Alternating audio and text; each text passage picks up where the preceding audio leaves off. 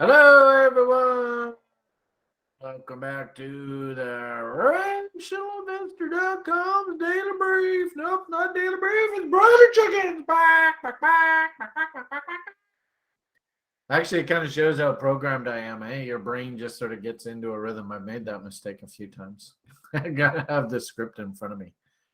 This is the Broiler Chicken Show. Dun, dun, dun, dun, dun, dun, dun, dun, dun, dun. Maybe one day we'll get some sort of theme intro going. I know we made a stab at it a few months ago, but everybody's been distracted with a whole bunch of other jobs. So I've been put on the back burner for the time being. But what the hell? You're not here for fancy intro shows. You're here for hard-hitting technical analysis. What? Anyway, it actually is interesting. Unfortunately, in these kind of market states, oh boy, it's tough to keep a positive mental attitude. Well, you got to sit there and just slog through the bear. I don't even know where to start. I even asked my show director here today, what the hell are we going to talk about today? It's like, I don't know. This is your show. I'm just here just watching. So, we'll see what the heck's going to happen here in the market. Maybe not a bad idea. Take an opportunity, just like a big picture kind of idea. Actually, these are a bunch of sort of conversations that I like to have with people to try and help them see the big picture. Since basically the end of the Second World War, I believe that we've been working our way through this price channel here on the Dow Jones Industrial Average as a good sort of proxy for growth in our society. And yeah, I think you can see quite clearly from this image how we oscillate back and forth between sort of periods of expansion, periods of contraction, periods of expansion, periods of contraction, periods of expansion. And then the baby boomers were like, no, we're not going to play by the rules. We're not going to contract. We want higher and higher and higher prices.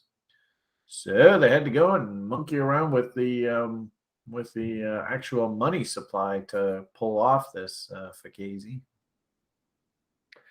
I get the impression that they've pulled it off. Actually, it's interesting. I had like tweets that I put out a while ago. Alan Greenspan commenting, "Yeah, if you take the Americans, you take U.S. dollar off the gold standard, it is nothing more than the destruction of the nation's wealth." And confiscation, actually, I think was the word that he used. Confiscation of the nation's wealth. I have to say, I can see it happening. What's scary is that these democratically elected politicians right now, either they don't understand or they're just turning a blind eye to this.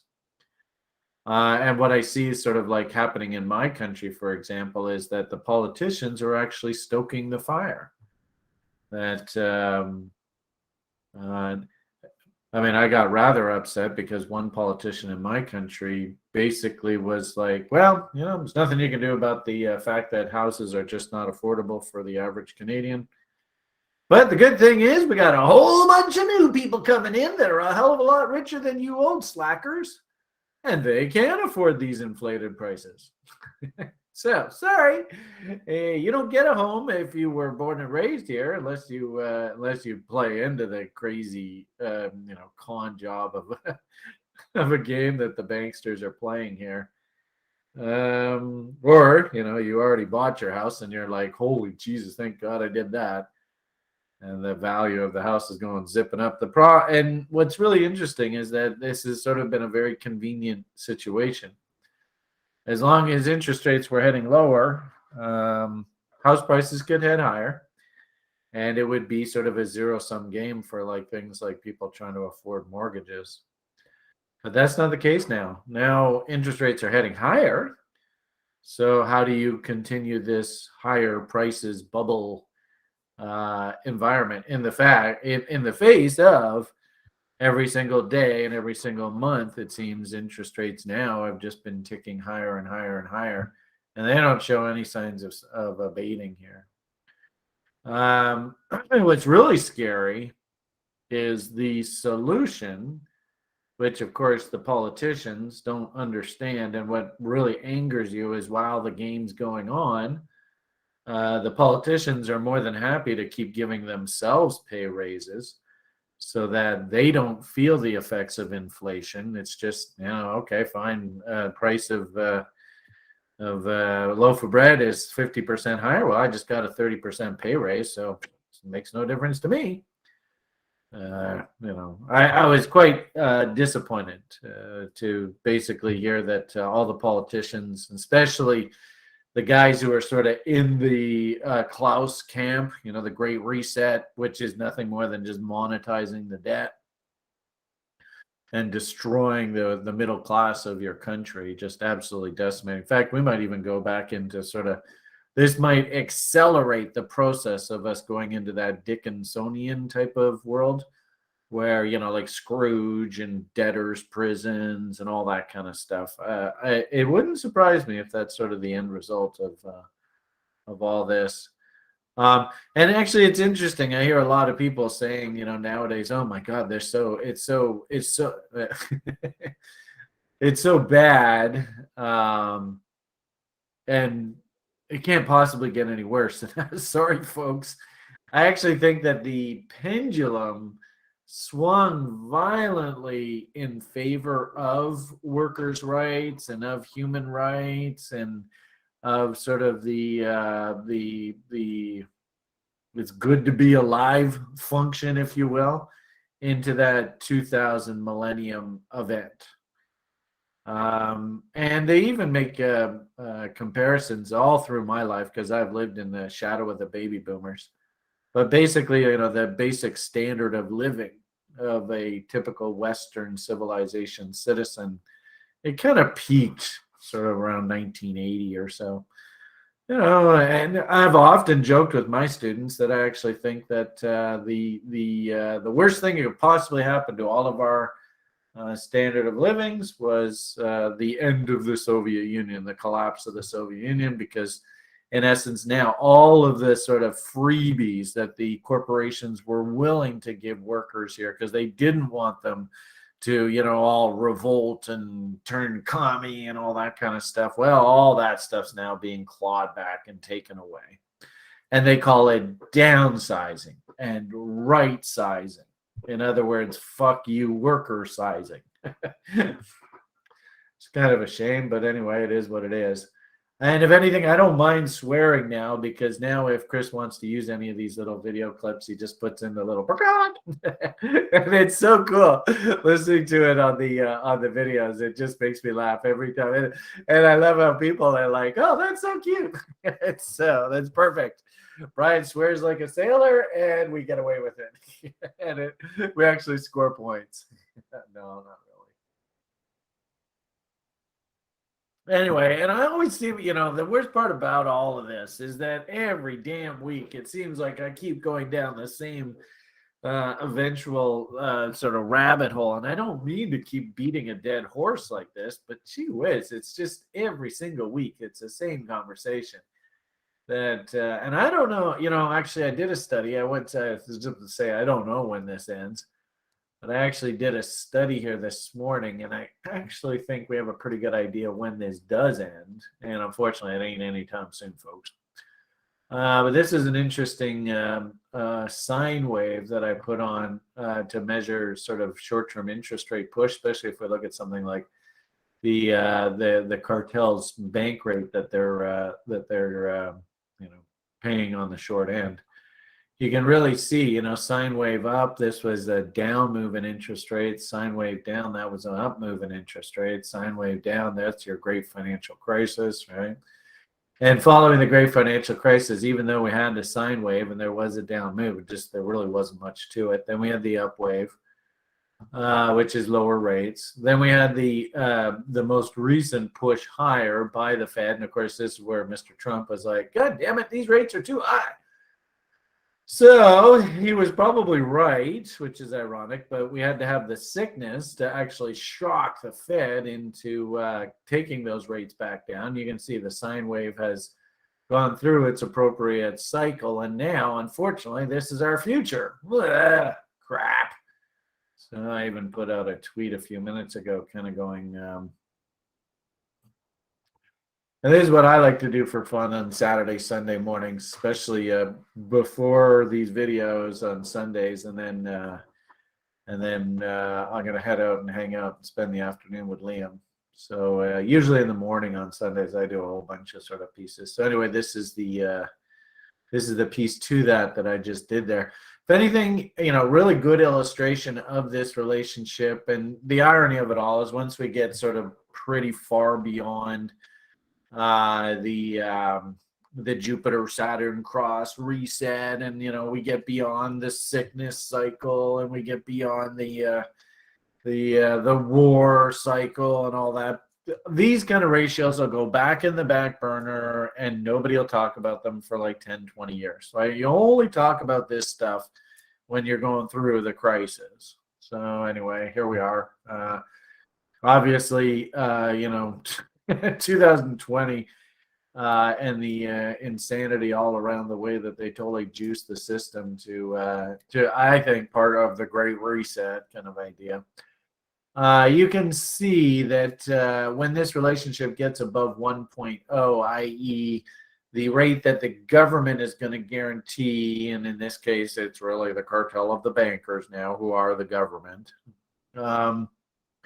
versus what the actual market is for short-term securities. If that spread gets too wide, then the whole system can seize up. And go and do historical studies. I think I just showed you a moment ago.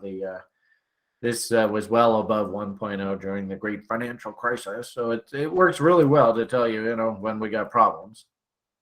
So it's interesting to see the Fed eventually here now has played catch up and is trying to get in front of the curve again. If anything, seeing the way the stock market is kind of coming off here, if anything, I almost think that maybe the Fed isn't moving hard enough. But we had a little bit of a fake out rally there into the Fed announcement last week, and then of course everything's rolled over since. So anyway, point of the matter here, Fed's raising rates, and I think the propensity for higher interest rates now going forward, you can see this sine wave. It's going to be a while before we get out of this rising interest rate environment. I mean, this is like years, folks. Just be forewarned. If anything, if we can get beyond the war sort of stresses on commodity prices, we can get beyond sort of the sickness stresses. I think we can sort of get settled into this next millennial generation sort of push and influence on the world economy. But I actually think that the world economy has to go through whether it be a recession or an actual outright depression, I think it has to happen. I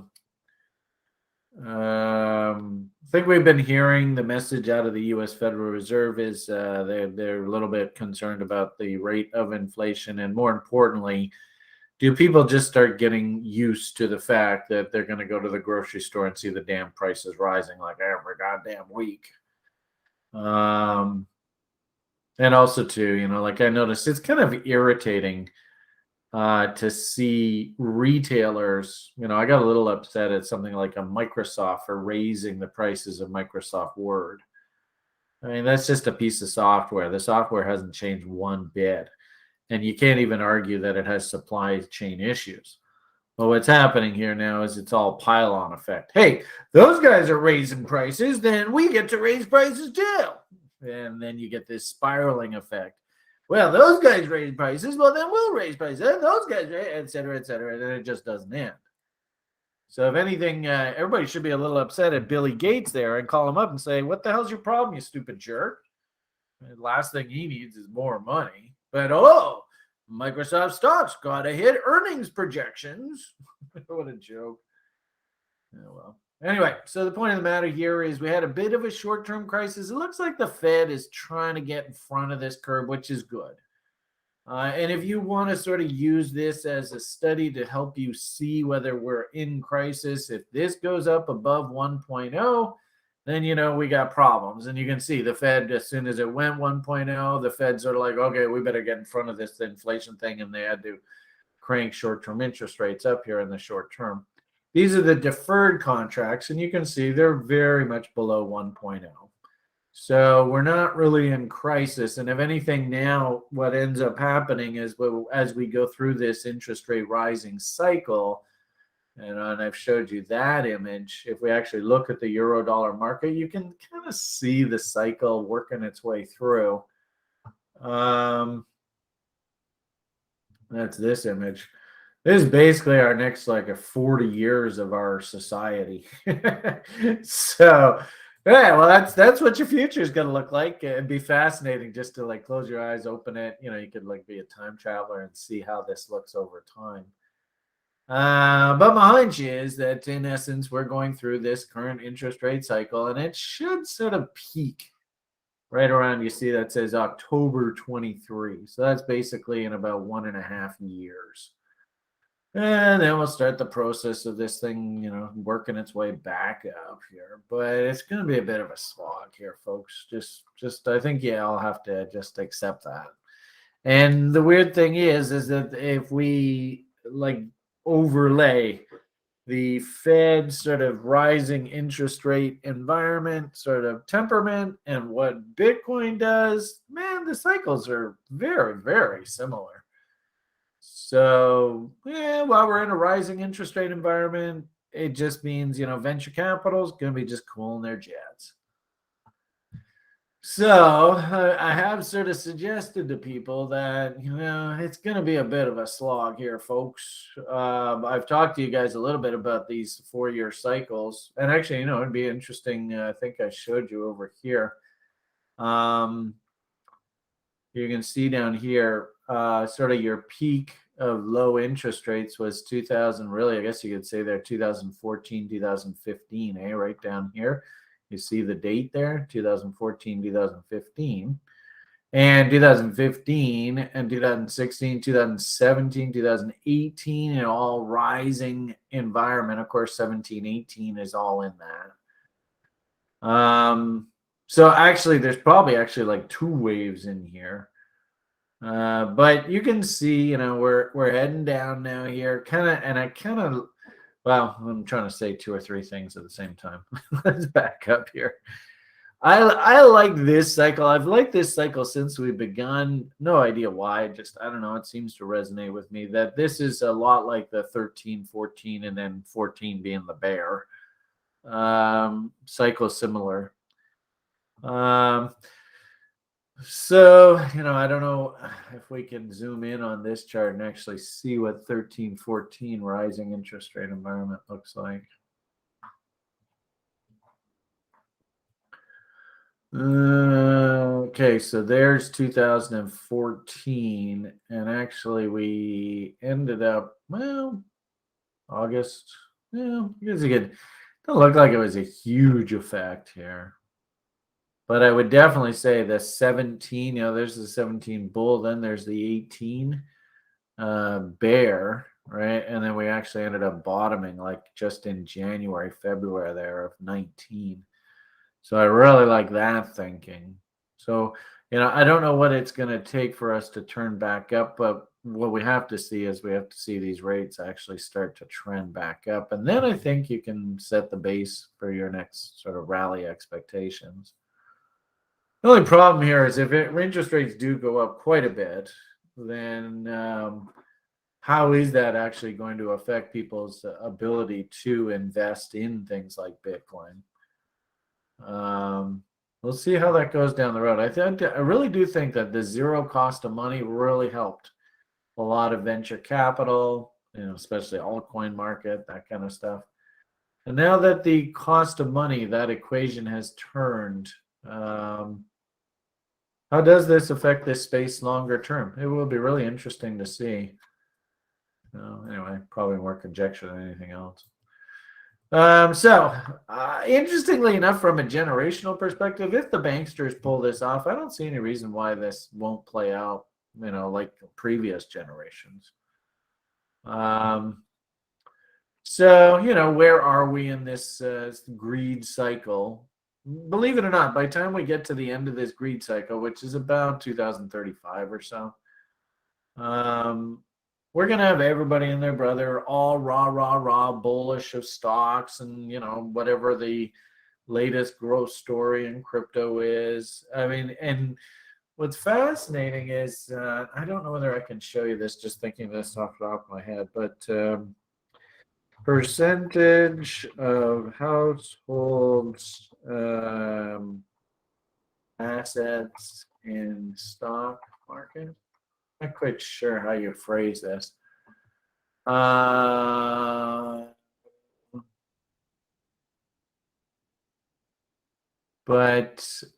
maybe this is it. I don't know. I don't know what this is. But what was really interesting was I did a that's not what I'm thinking of. I did somebody showed me recently of like a 50-year cycle of household participation in the stock market. I can't remember what the phrase is off the top of my head. If somebody can think about it or can sort of figure out where my head's going with all this. From what I understand, actually the amount of typical Americans that are invested in the stock market isn't really that high. And, it was in 2000, everybody and their brother was in the stock market. And basically the wiping out of the dot-com market and then everybody moving into the housing market. And, George Bush and his crazy nonsense in the oil business and stuff like that. Yeah, people started investing in other things other than the stock market.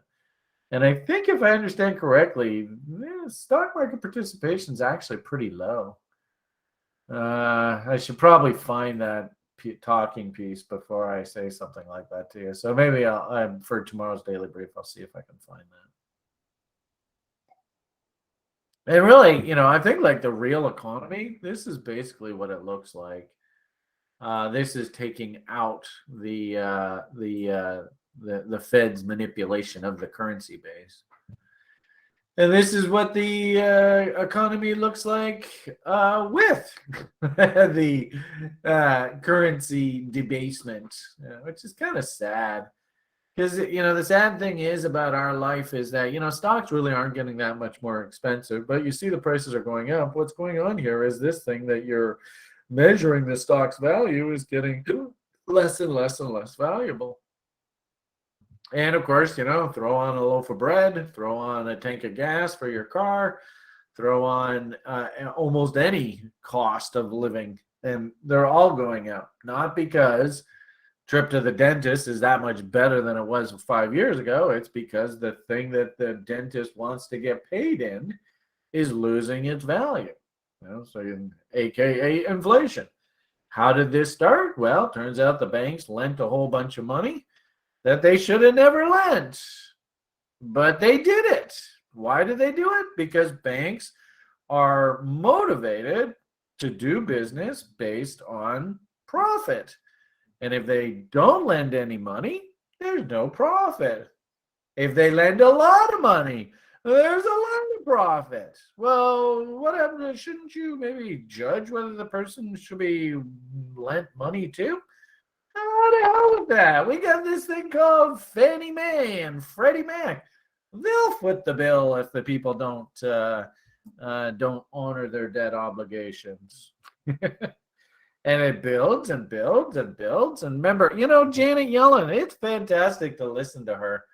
The only thing Janet Yellen cares about is, can you make your monthly payment?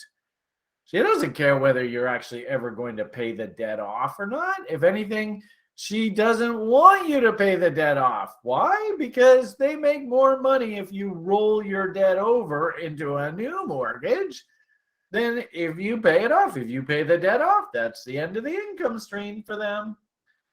I mean, it's ironically enough, the conflict of interest is so utterly, stunningly blatant. It's so blatant that people are ignoring it. It's so, it's one of these things. If you tell a lie enough times, then eventually the populace will go, well, I guess that's the truth. So I think the lie is, hey, if you lend out money and the people don't pay it back, so what? I think that's how the lie goes. So the sad part about it is you and I living in the shadow of these darn baby boomers. And man, they just, and it's also too a function of the generation before them. They're still alive, like Warren Buffett's and stuff, they're not helping this situation.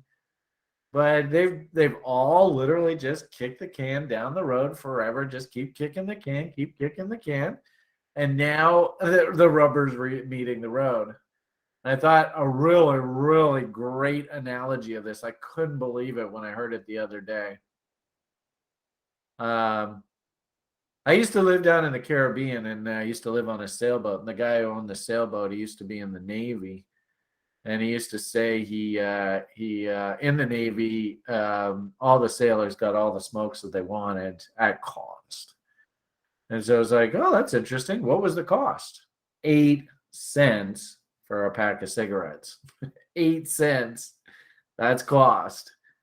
And he was in the Navy in the 1960s and 50s. I think he was in the Korean War. So it just goes to show that something just doesn't make sense here. I was talking to a gentleman the other day, and in Australia,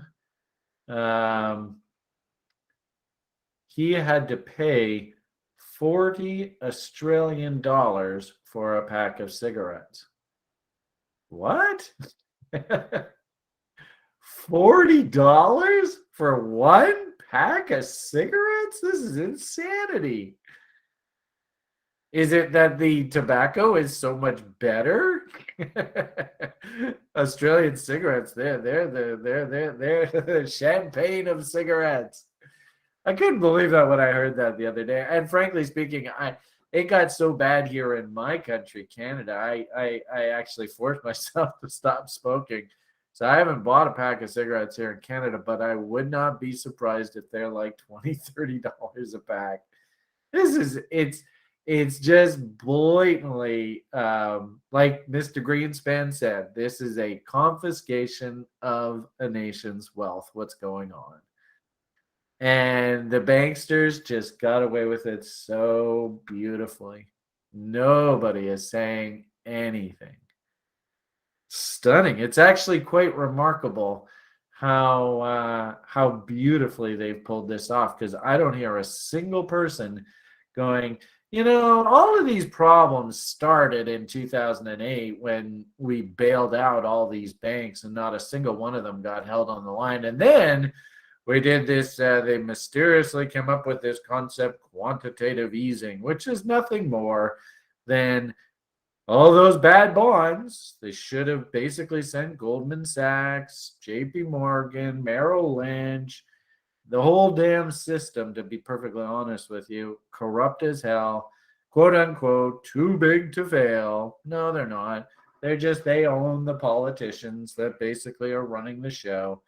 And if the politicians want further campaign contributions and they want to keep their jobs and get reelected, then they play ball. But in essence, it was basically a coordinated, probably, to the tune of maybe 50, $100 trillion, whatever the hell those are, basically stolen from society by the banksters. What can you do? It's so sad. You have to feel a little bit of a pity for the Joe Sixpack. If anything, they're sort of the glass is half full side of it. And actually, we have one guy on this site, great guy, just PMA guy, over the top, love him to death. And he even was like, well, Brian, but there is what's a glass half full? How do we want to look at this as half full? Well, the way that I would look at it, half full, is, did you guys notice if you had bought, like, say, $1,000 worth of Bitcoin there a year or two ago, how would that have gone for you? Even down here, right? Remember Kavarkinator's killer trade, right? This is right through the crisis. Shouldn't we be mortgaging our future? Shut the hell up. We're going to mortgage the future because we got to jack this thing up. Well, if you've gone in on that event, and basically that's the higher up saying, hey, here's free money. Don't have to worry about the market. We're guaranteeing it. And you went and bought like $1,000 worth of Bitcoin right there. So maybe you bought like a quarter of a Bitcoin. Well, how did you do at the end of that? Ooh, pretty darn good. Quarter of a Bitcoin, $1,000, man. That turned into, let's say you got lucky and you were able to sell some up top here, and we won't even pick the top. Let's go like, 60 G's. Woohoo, you're a rock star trader. Look at you. Quarter of a Bitcoin, 60, 30, that's 15 grand. That's not bad. $1,000 into 15 grand. There you go. Also, and this is where your job's super important, is if you can understand the way this 4-year cycle game works, and frankly speaking, I think it's a game. It's a game where the public can't focus for year duration. It's a game, like a typical football game, right? It goes on for about 2 or 3 hours. This is a football game that goes on for 2 or 3 years. And then, unfortunately, right at the very end of the game, which, typical, a lot of people come and they only want to pay attention in the fourth quarter of a football game, or, the third period of a hockey game, or, if they're in overtime, we really want to pay attention. Right? That's when the public is only most interested. So what ends up happening, okay? Portugal! Anyway, what ends up happening in this game is that the public, ironically enough, because it's so slow and it's so boring, I mean, this is years in duration, the public loses focus. And also, too, they don't appreciate what a big move this is. And hey, markets don't move in straight lines forever, and this is an insanely volatile asset, which means by definition, when it goes through its bull phases, it's going to be insanely bullish. By definition, when it goes through its bear phases, it's going to be insanely bearish. And then, of course, altcoins, they're twice as venture cap as this, if not more. So they're just as volatile as well. So anyway, so, I thought it was, I want to try and keep this glass half full kind of conversation going. If anything, maybe this is the opportunity where you just learn how these cycles go. And I've started to talk to you guys recently. There is a nasty window here of like the next 6-8 months where we're probably going to hear some heartache. If you remember, this is an insanely volatile asset. So, and we also know that this is technically a rise-only market, right? With all the happening and the rising cost of production. It was built to offset the money printing function.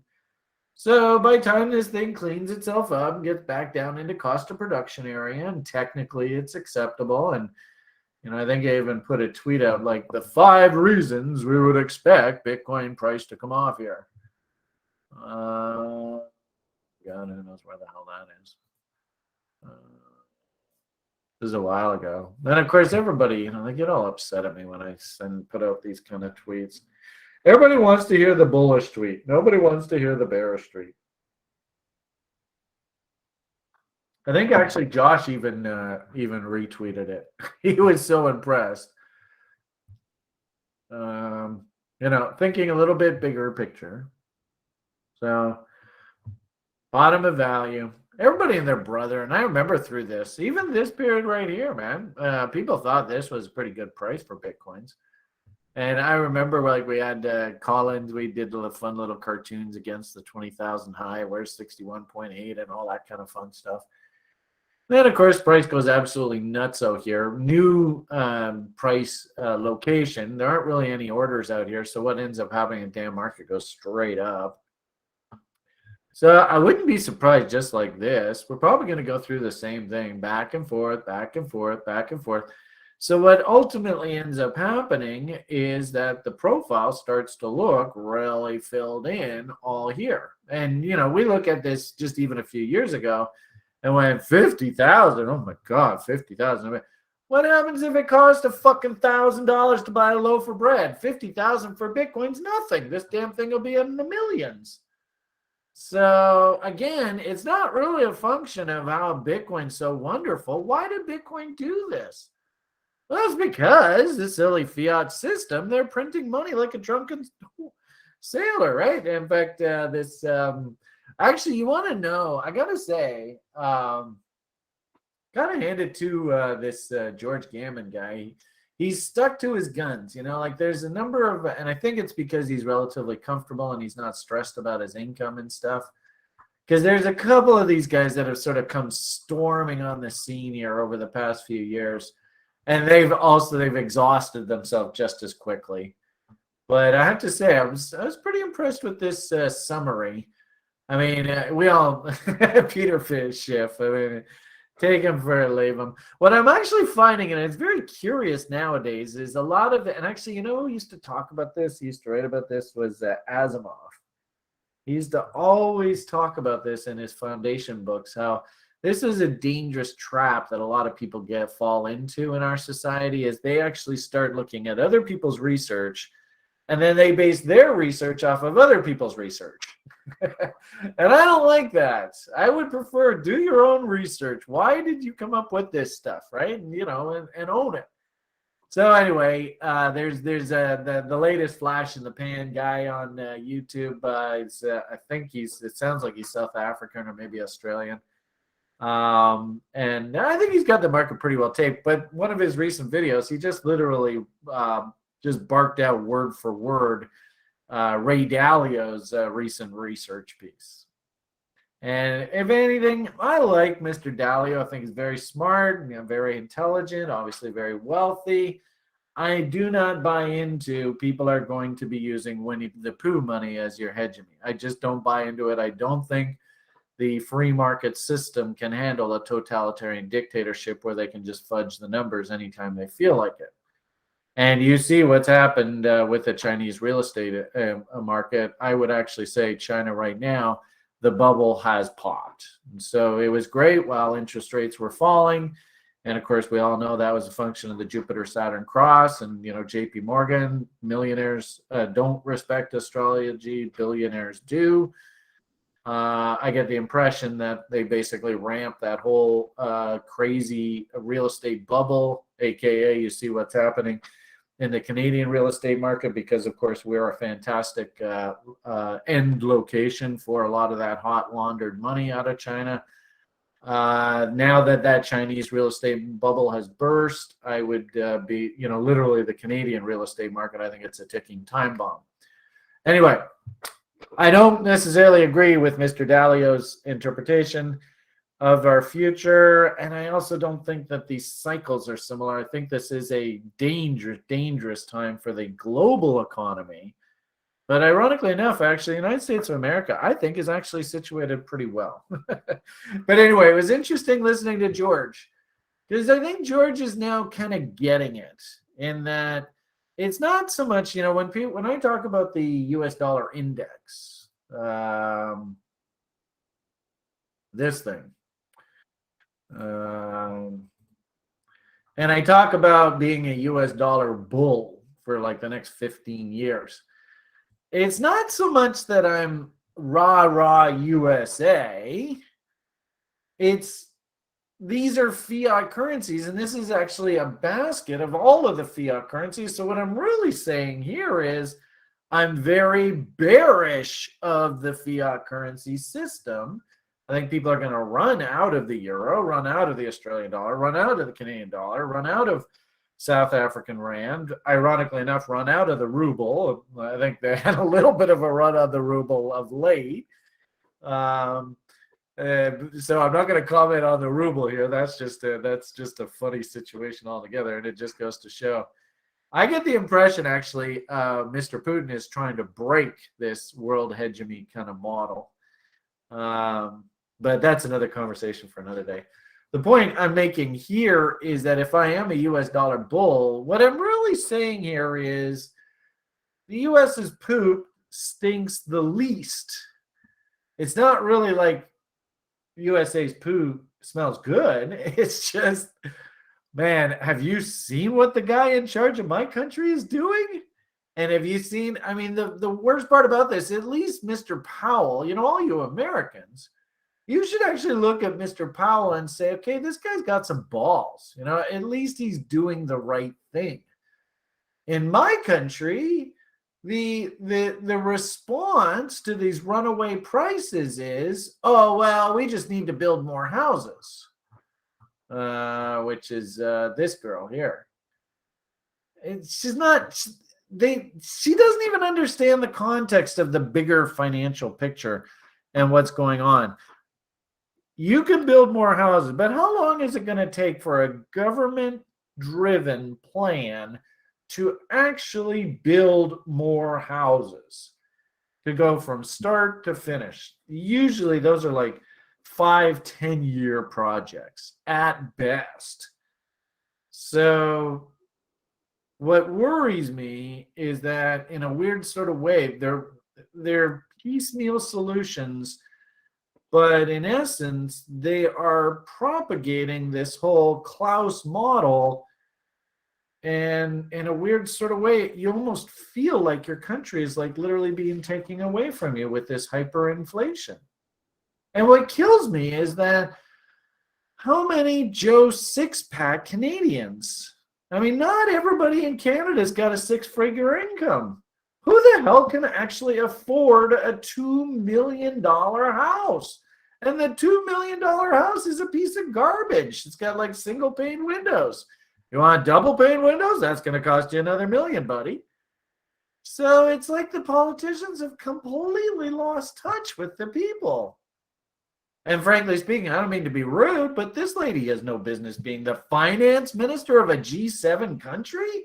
She has no working experience in the financial services industry. What the hell is going on here? It's crazy. And like I said, the solutions are just idiotic. But what kills me is that, here is the actual real situation in Canada, right? Ideally you want home prices to be sort of in the sort of disposable income. Okay, well, at least we can sort of look at what's going on here in Canada. Here's Joe's six-pack worker, and look at what the hell the house prices are doing. How does Joe six-pack worker ever afford a home? Well, according to Klaus, we're going to make them so unaffordable you will never be able to buy a home. And there's not a damn thing you can do about it. Sorry, suckers. Like, what the hell? And then, the question I have for you, and that's what a lot of these people don't understand. What is the cure for high prices?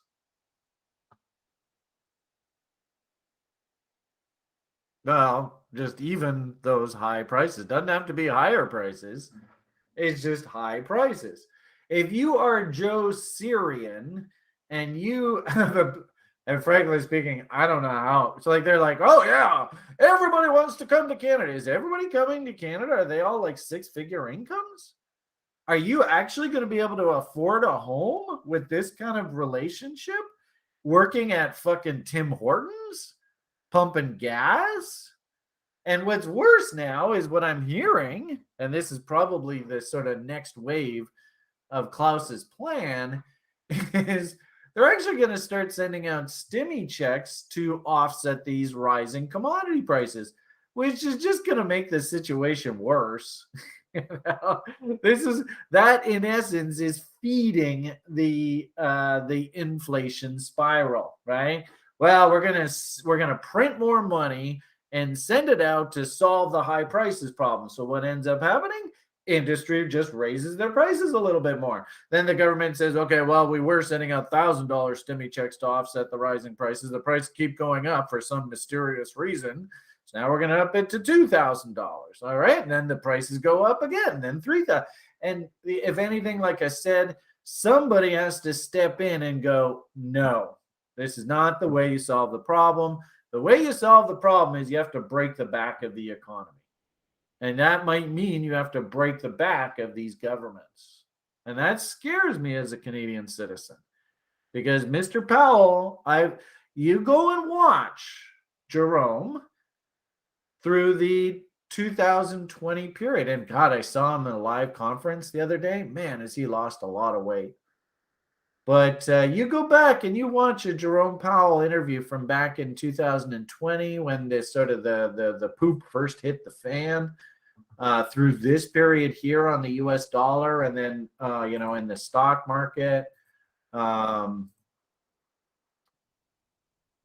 if I can do this.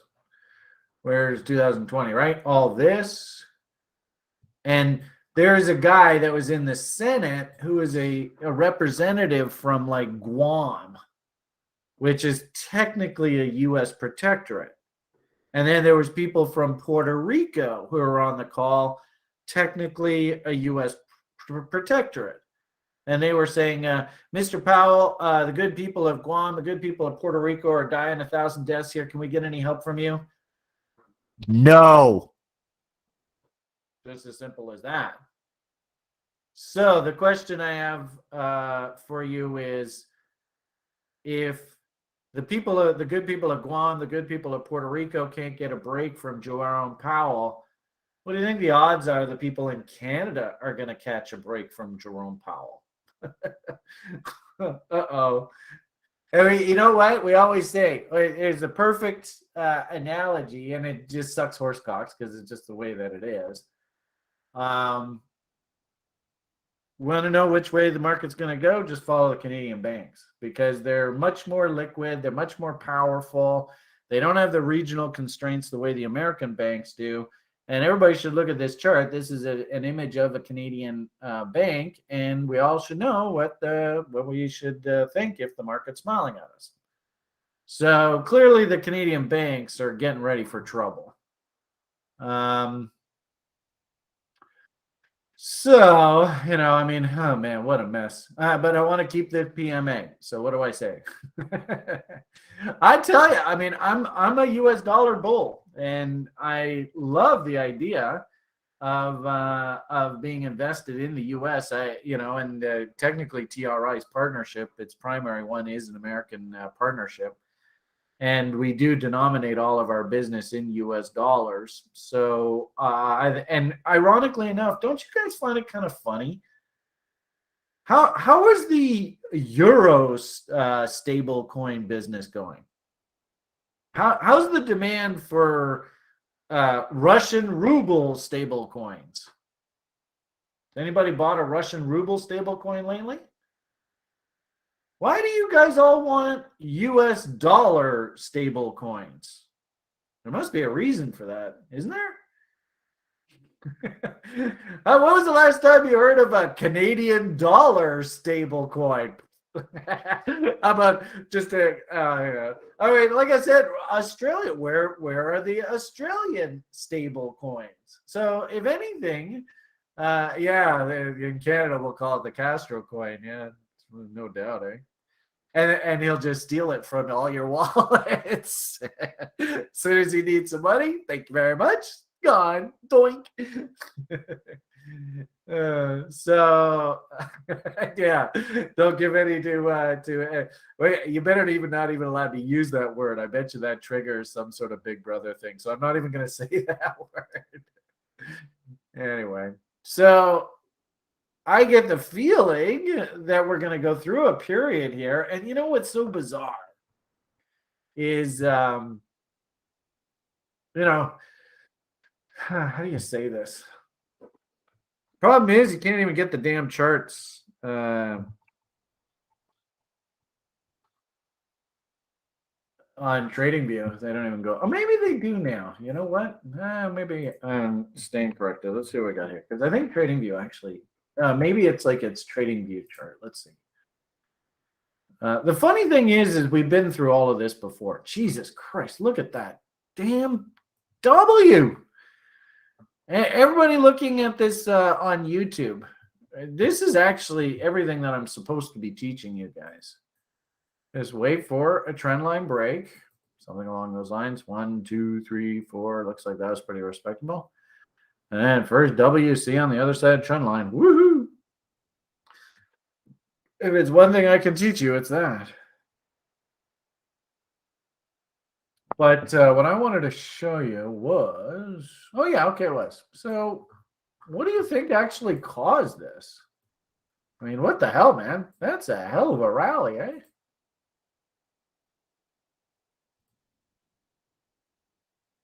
Is this so much that the United States is so awesome? Or is this maybe that the rest of the world sucks worse? You know what?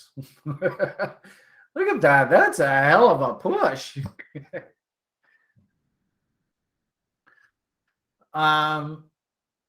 What I find interesting is mysteriously now inflation seems to be this great bugaboo that, oh my God, inflation is too high. We must wage war on inflation. Oh, Jesus. That's exactly what the mantra was here. This was the war on inflation. And what I'm worried for you guys is, do you see how long this took? This went from like 1980. I mean, let's say the breakouts right here, 1981, 82. I think we're sort of right here, right? Mid 1982. I think there was a little bit of monkey business that they had to pull through that Jupiter Saturn cross to pull this off. But in essence, I think we're sort of like mid 1982. But this US dollar rally, you can see it went all the way right on into the early 1985. Holy moly. Remember I showed you that interest rate cycle on how long is it going to, should we expect this crazy US dollar nutsomeness to go on? That was, what the hell was that image? That was this stuff, right? Positive, glass half full. Right, so that's actually when we should start to expect. Way over there, notice that's August, there's July, so that's when we should actually expect the cycle to turn back in the favor of falling interest rates. So what are they doing here? What's their plan? What's the objective here? Does it not make sense that they're going to rise interest rates to the point where the world economy breaks? And then, just to make damn sure that the world economy has broken, they're going to want to see these commodity prices break. And of course, as soon as the commodity prices break, that shows that demand is breaking. They've broken the back of the inflation bug. In essence, we have to get rid of the whole notion of the MMT, that the banksters, to protect their business model, they might actually even say, you know what, we'll go through a bit of pain here in the short term just to make damn sure that we still have a monopoly of this thing called money, etc. And you know, they always say you often underguess how big these moves are. So I think that the Jupiter Saturn cross basically has laid the groundwork for what sort of our next 8 years to 10 years is going to look like. Very similar, and the irony of it all is that actually you can almost map this through. 2000, there was the dot-com boom, and the next 8 years was all about rising commodity prices, the rise of China and all that. Jupiter Saturn cross, basically the next Jupiter, I think it was conjunct, was over here. And interestingly enough, from that point up into 2020, it was all about quantitative easing and all about, I mean, that's basically been our life. The opposite side of the great financial crisis, which is so tragic, eh? We basically spent the past 10 to 15 years almost wrapped up in this world. I think that's actually changed now. So the question is, with our more recent Jupiter Saturn cross, and I think the base is now in here. I mean, ironically enough, from a technical perspective, we should just go boobity boo, boobity shmoo. Let's go Zibuch, oosh, 33, no more than 66. And I'm just eyeballing. It's not exactly right on.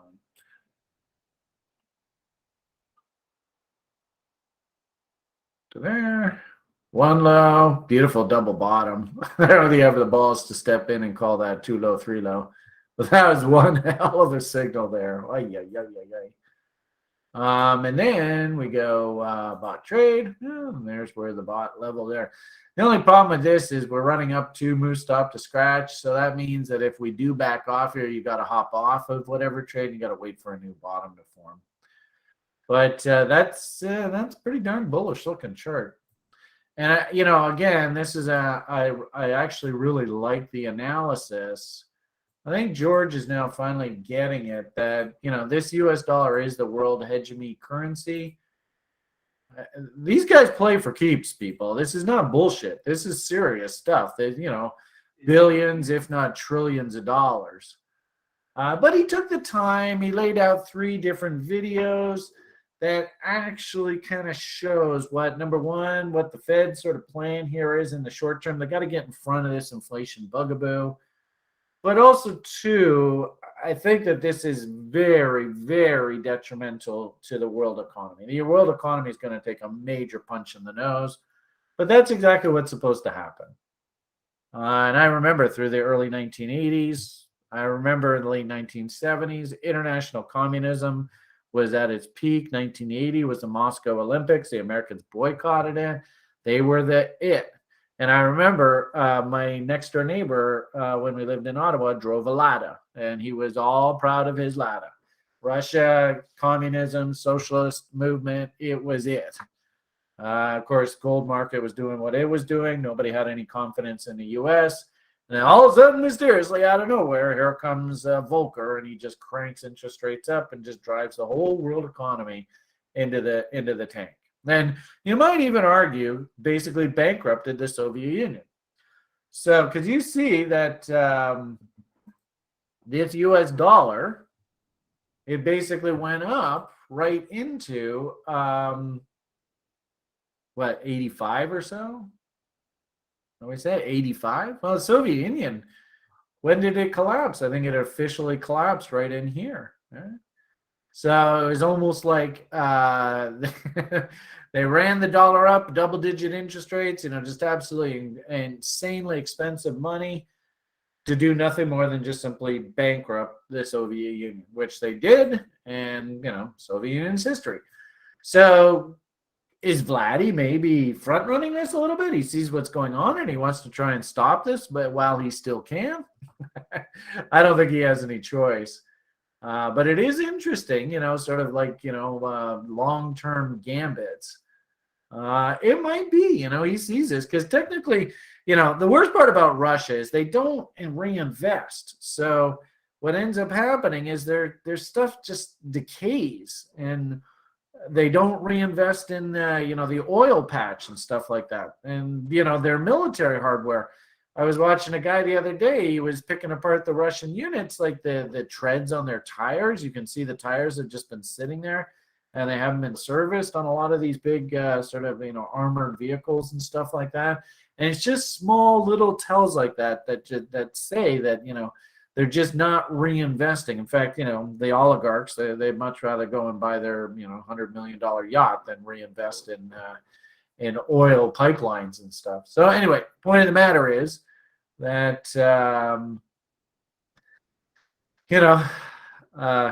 is this a play to maybe try and stop this from happening and stop the Fed in their tracks?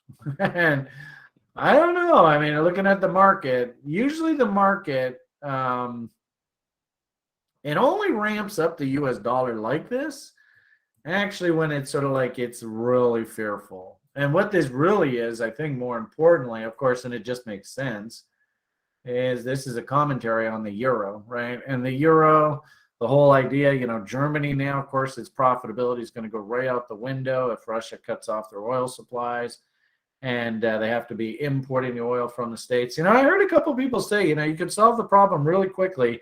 In fact, Joey Diamond wants all you Americans to get off your asses and start reinvesting in the oil patch and getting like LNG terminals going and building new pipelines and all that. But how's that going with Greta? And what's fascinating is the pitch now is it's not about the environment. This is all about national security. So it's fascinating how they've changed the conversation there. Anyway. All right. So blah, blah, blah, blah, blah, blah, blah, blah, blah. Brian talks way too much about this kind of stuff. How can I somehow make some sort of positive difference in your guys' life today? I would say that I don't know where to begin. Be careful in this kind of environment. Unfortunately, darlings might come under attack, and sort of this is a name obviously that's pretty popular at TRI, and one of our TRI's principals, he really got to know the story very well, made a sizable investment, he got paid off very, very well. So congratulations, you know who you are. Think if anything, this is the season for effery, for lack of a better word. You've probably seen, you saw all my sort of 4-year cycles on Bitcoin and stuff. And the irony of this game is that, I even tried to, like, on some social media rant, tried to teach the public this, but of course it falls on deaf ears. Institutions buy down markets. They sell up markets. Could institutions actually be helping the process of a market moving down to do nothing more than encourage people they don't want invested, i.e. the public, to sell and basically bring price down into a desirable buying window for them? If you even have to think about what the answer to that question is, then I don't know whether trading's really your vocation. Go hang out with the kids. You can work in a trade or something like that and become really, really good at, like, being a carpenter. You can do great. Hell, go work in the legal any profession, all right? But trading is not for you. If you actually believe that institutional players don't manipulate markets to their own ends. They do all the time. And ironically enough, they only really admit to it when they're caught. And what's so sad is it usually is sort of like front page news that something nefarious happened. And then it's like page 20 or 30. In the very back, you see a little byline, ABC firm paid a fine for doing this, this, and that. And somebody was sentenced to jail for X amount of years for this. And usually the guy who goes to jail actually had absolutely nothing to do with the fraud from the beginning. But that's how the great financial crisis went down. Anyway, lots of volatility, and I even get the impression that there was even basically a very coordinated attack on this particular idea. I'm not quite sure what you call this. Platform? I don't know whether that's the right term. They went at it from different exchange sizes. They went at it from different assets. They went after their stable coin. So clearly, these guys, there's some big players at work here, and they are evil. The interesting thing about this, I told somebody on social media here today, is a guy like me, like I came in on the buy side, Sior did even better than me. He got in right at the bottom, but I came in on the buy side down in this setup down here. So they start screwing around with price up here. I couldn't give a rat's ass. I've already sold 2 or 3 times doubles. I missed my latest sell half on a double by like literally $1, cocksuckers. well, and that's capitalism for you. But because I'm long from here, I don't really care that much. If anything, it's just fun to watch the games. But I did find it interesting that, of course, when we start coming down into levels, and as you can sort of see here, I think we got a lot of reasons. This is the old last time the darn thing W'd. This is a nice little trend line support window. This is a 50% retracement of the entire move. I think I even did this like off of 0. Also, this was, I don't know whether this has actually been hit yet, but an A, B, C, D. I think we could probably come down a little bit more. Look at that. There's a cute little Foggenbaum right down in there. But it's fascinating that basically this thing came under attack, eh? And the attack did nothing more than just brought prices down into actually a buying window, which is kind of interesting, eh? And I get the impression that they were able to fend off the attack. And, oh, well, look at that. Mysteriously, now price is starting to lift out of here. So this is the type of environment that we're in right now. We are in the, a lot of these projects, of course, did very, very well over the, following the, shouldn't we debate mortgaging our future? Shut the hell up, right? That following the halving of Bitcoin, we go into that sort of window where, for lack of a better term, and I love how Stewart sort of mentioned this, right? There's 2020. There, I guess, even way back here, right? March, there we are there. So you can't even see this price. But in essence, if you can think of it this way, remember we showed you, Bitcoin did pretty well. What happens if you put $1,000 into this thing? Oh, Jesus H. Christ, that's ridiculous. So Stuart likes to call them life-changing events. Are we in that kind of environment right now, though? No, we're just not. As I think I've shown you before, you want to set your watch to this. It makes it really easy, guys. The only problem is often tough to sell site subscriptions when you talk like this. So a lot of these YouTubers and stuff that are so dependent on revenue from their, and you constantly hear them, buy our merch, buy merch, buy merch. Hey, if I showed you these t-shirts, look at these awesome hats. Look at these coffee mugs. Buy merch, buy merch, buy merch. It's almost funny. I think we have a merchandise store. We should somehow have like some commercial or something in these. Buy our merch, buy our merch. Anyway, what the hell was I talking about? I think it was one of these shirts. Yeah. You want to make, and I've said this at least 2 or 3 times now over the past 8 years, but nobody listens to me. You want to make this really simple on yourself. Just wait for the darn halving event. Then as soon as the halving event comes, and really, I think the argument is actually you have to figure out when the halving event roughly is, and then you set your watch to about 6 months prior to that event. And that halving event is almost like the official kickoff of the next cycle. Halving event comes along, everything's cleaned up. All the suckers that bought up here, they've been completely washed out of the market. And we start the whole damn thing all over again. All right, market corrects. All the suckers that bought up here, they're probably flushed out. In fact, probably a lot of them sold when guys like Kavarkanator were buying. 6 months ahead of that halving event, just get your dollar cost averaging plan going, whatever. Get yourself ready for the next cycle. So why would this be any different? There's the next halving event, roughly. Of course, we have research pieces on the site. Guy lived like 200 years ago, basically predicted every single pivot in the market for the following 200 years. Ridiculous. But anyway, he just basically said market should bottom somewhere there. So what a surprise. There's a happening event. Remember I said about 6 months ahead of schedule. Just get yourself ready to go. And, I don't know where the hell this next happening event's going to take us, but in a weird sort of way, you can kind of see happening event peak. And if we use why don't we use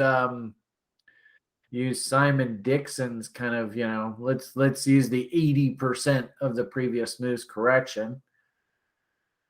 Then next one,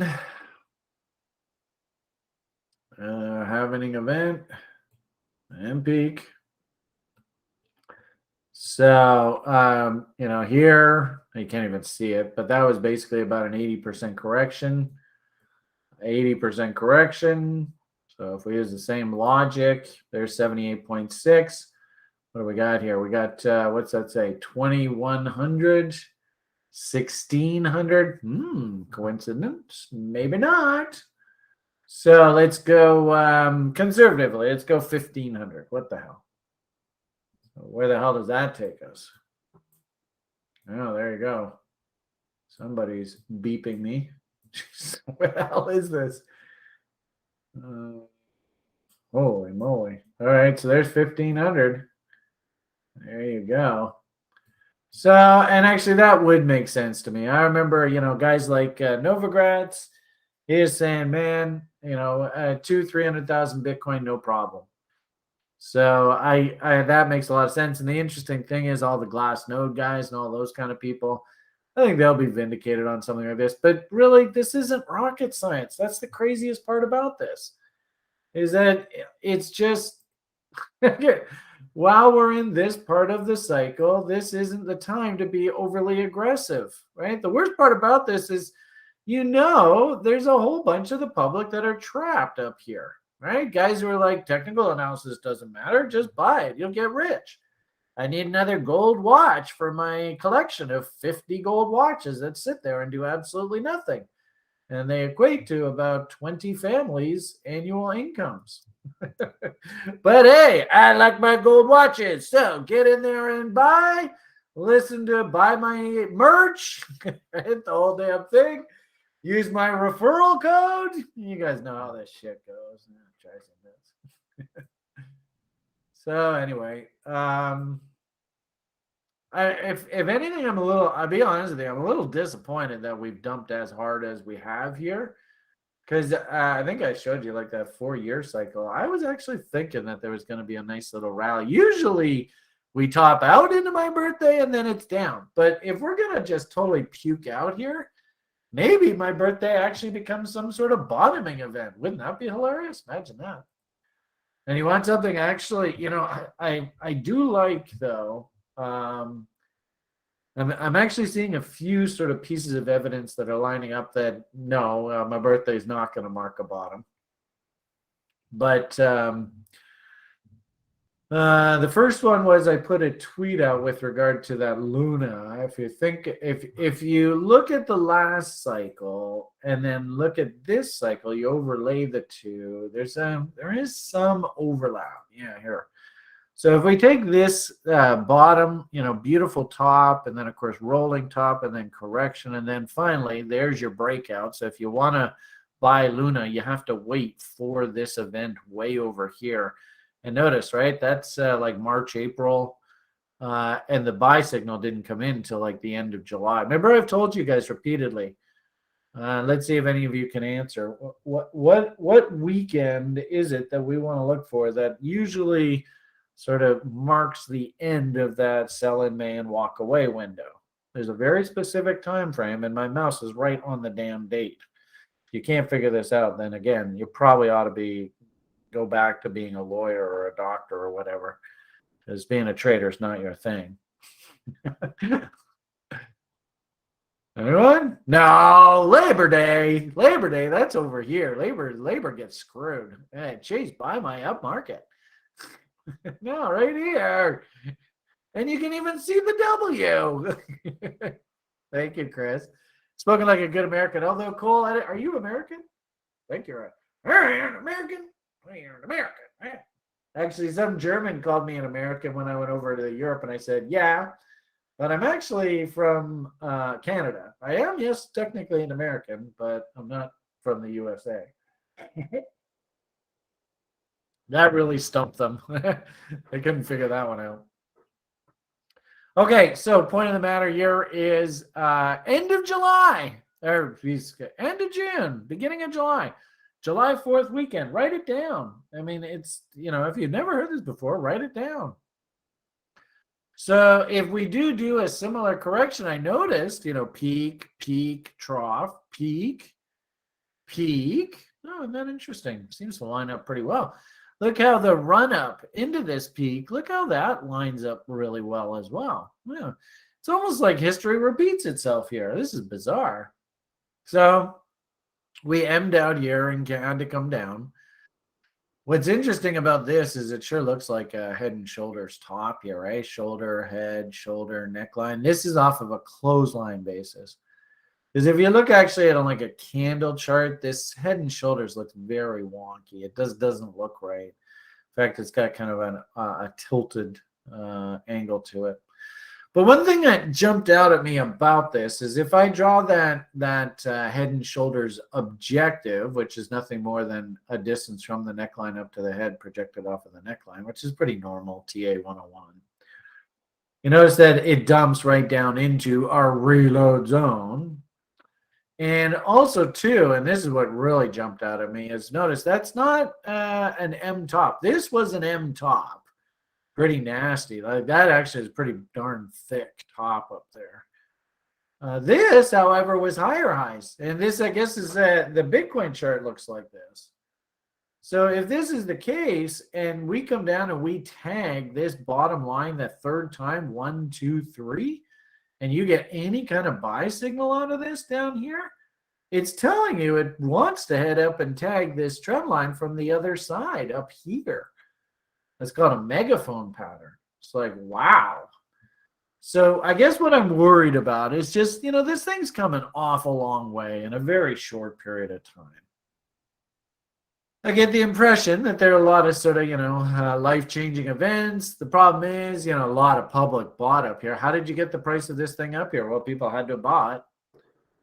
And I think probably a lot of institutional players say, I'd love to get in on this Luna network, but I want to buy down here at like 20, 25 bucks. And how the hell are we going to get this goddamn thing back down here? This goddamn Do Kwon guy, he's smarter than a whip, but he's cockier than fuck. So we want to knock him off his high horse as well. And I get the impression what I saw over the weekend was there was a very well thought out, very coordinated, pretty damn deep pocket attack. Somebody went after him. It looks like, market structure. We're in a bear. So if anything, it would make sense if they were going to attack. Don't attack while this thing's pointing up because you're just going to get run over. Now this thing looks slightly weak and it the momentum indicators, all that, they're pointing lower. Now's the time for us to blitz this guy. Now, from what I understand, he survived the blitz. I guess you could call him, what do we say? Slavador! Slavador! I don't know. Does that make any sense? If anything, that's being a little light-hearted for the poor Ukrainian people. But Mr. Doe held in there. he survived the onslaught. He's got a whole bunch of drones flying over top the market, just dumping dough bombs all over these guys. I don't know. Anyway, I don't necessarily think that this is over. And I do find it interesting that if we just take this same price scale and we just magnify it, just right? Notice I've been thinking that May-June window is where we ultimately see our bottom. And oh, what a coincidence. Here we are coming into June and you finally get your final dump here. Against the megaphone bottom, I'm not concerned because like I said, I bought mine for the account that I manage way down here. And I've been selling halves on doubles, so it's just sort of like it's no big deal. If anything, if we come back down into here, we paint a nice bottom like this, I'll probably go buy the coins that I sold right back. But this kind of it doesn't lead me to go that, you know what, now's the time when I call up little old ladies and say, okay, you wanted to wait for your window to invest in Luna, here it is. I don't think that's the case. I could, and this is what I think is happening here in the short term. Remember, market never moves in a straight line. If anything, I'm a little surprised at how straight line over this move off of this empire has been. I mean, quite literally, this has been what, down week 1, 2, 3, 4, 5.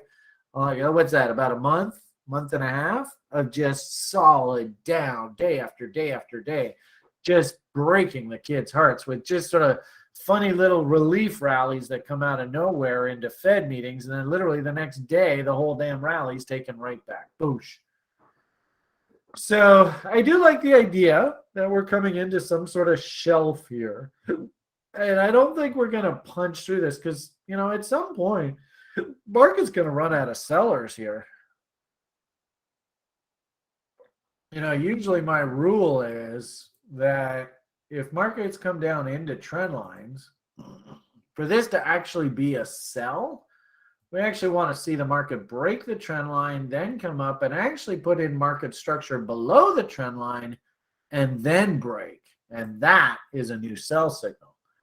But this right here, this smells stinky. Oh, no, actually, that's just my clothes. I haven't bathed in a few days. Sorry. Also, I put out, and actually it was kind of cool. I put out I know Josh did a tweet on it, but I don't know where the hell it went. It's so hard to find this stuff. But I did find the little video clip, and it's so cool. I love how Chris and Josh are doing these video clips. They're so awesome. But it was interesting, like this little video clip was that the comment on the tweet that I had there. I don't know where that.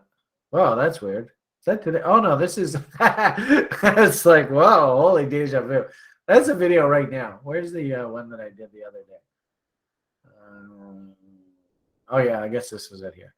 So back on the 4th, I went and did some research into where the CME people are most long the put options. And I appreciate you guys love the Max Payne kind of idea, but as an old options broker, I can't stress enough. The more important level is what the put open interest. Call open interest, that can be anybody.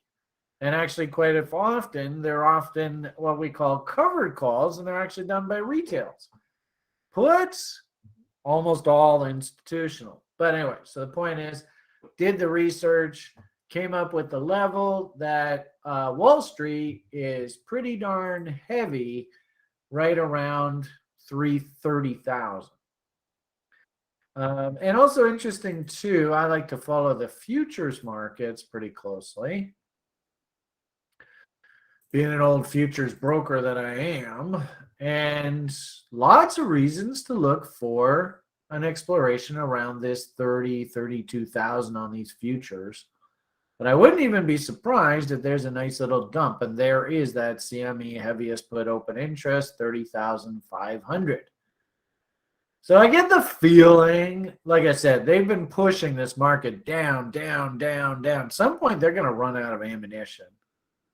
But I do like the idea, especially with what you saw with Doe. And of course, Sjord was even saying that on top of the very sort of coordinated, planned, strategic, or maybe even tactical attack, there was also a very active social media campaign that was coordinated with the attack to try and really get the public freaked out and probably wanting to sell their Luna coins, which, it smacks of, sadly, it smacks of Joey Diamond. That's exactly what Joey Diamond would do if he wanted to get you to sell and you wanted to buy.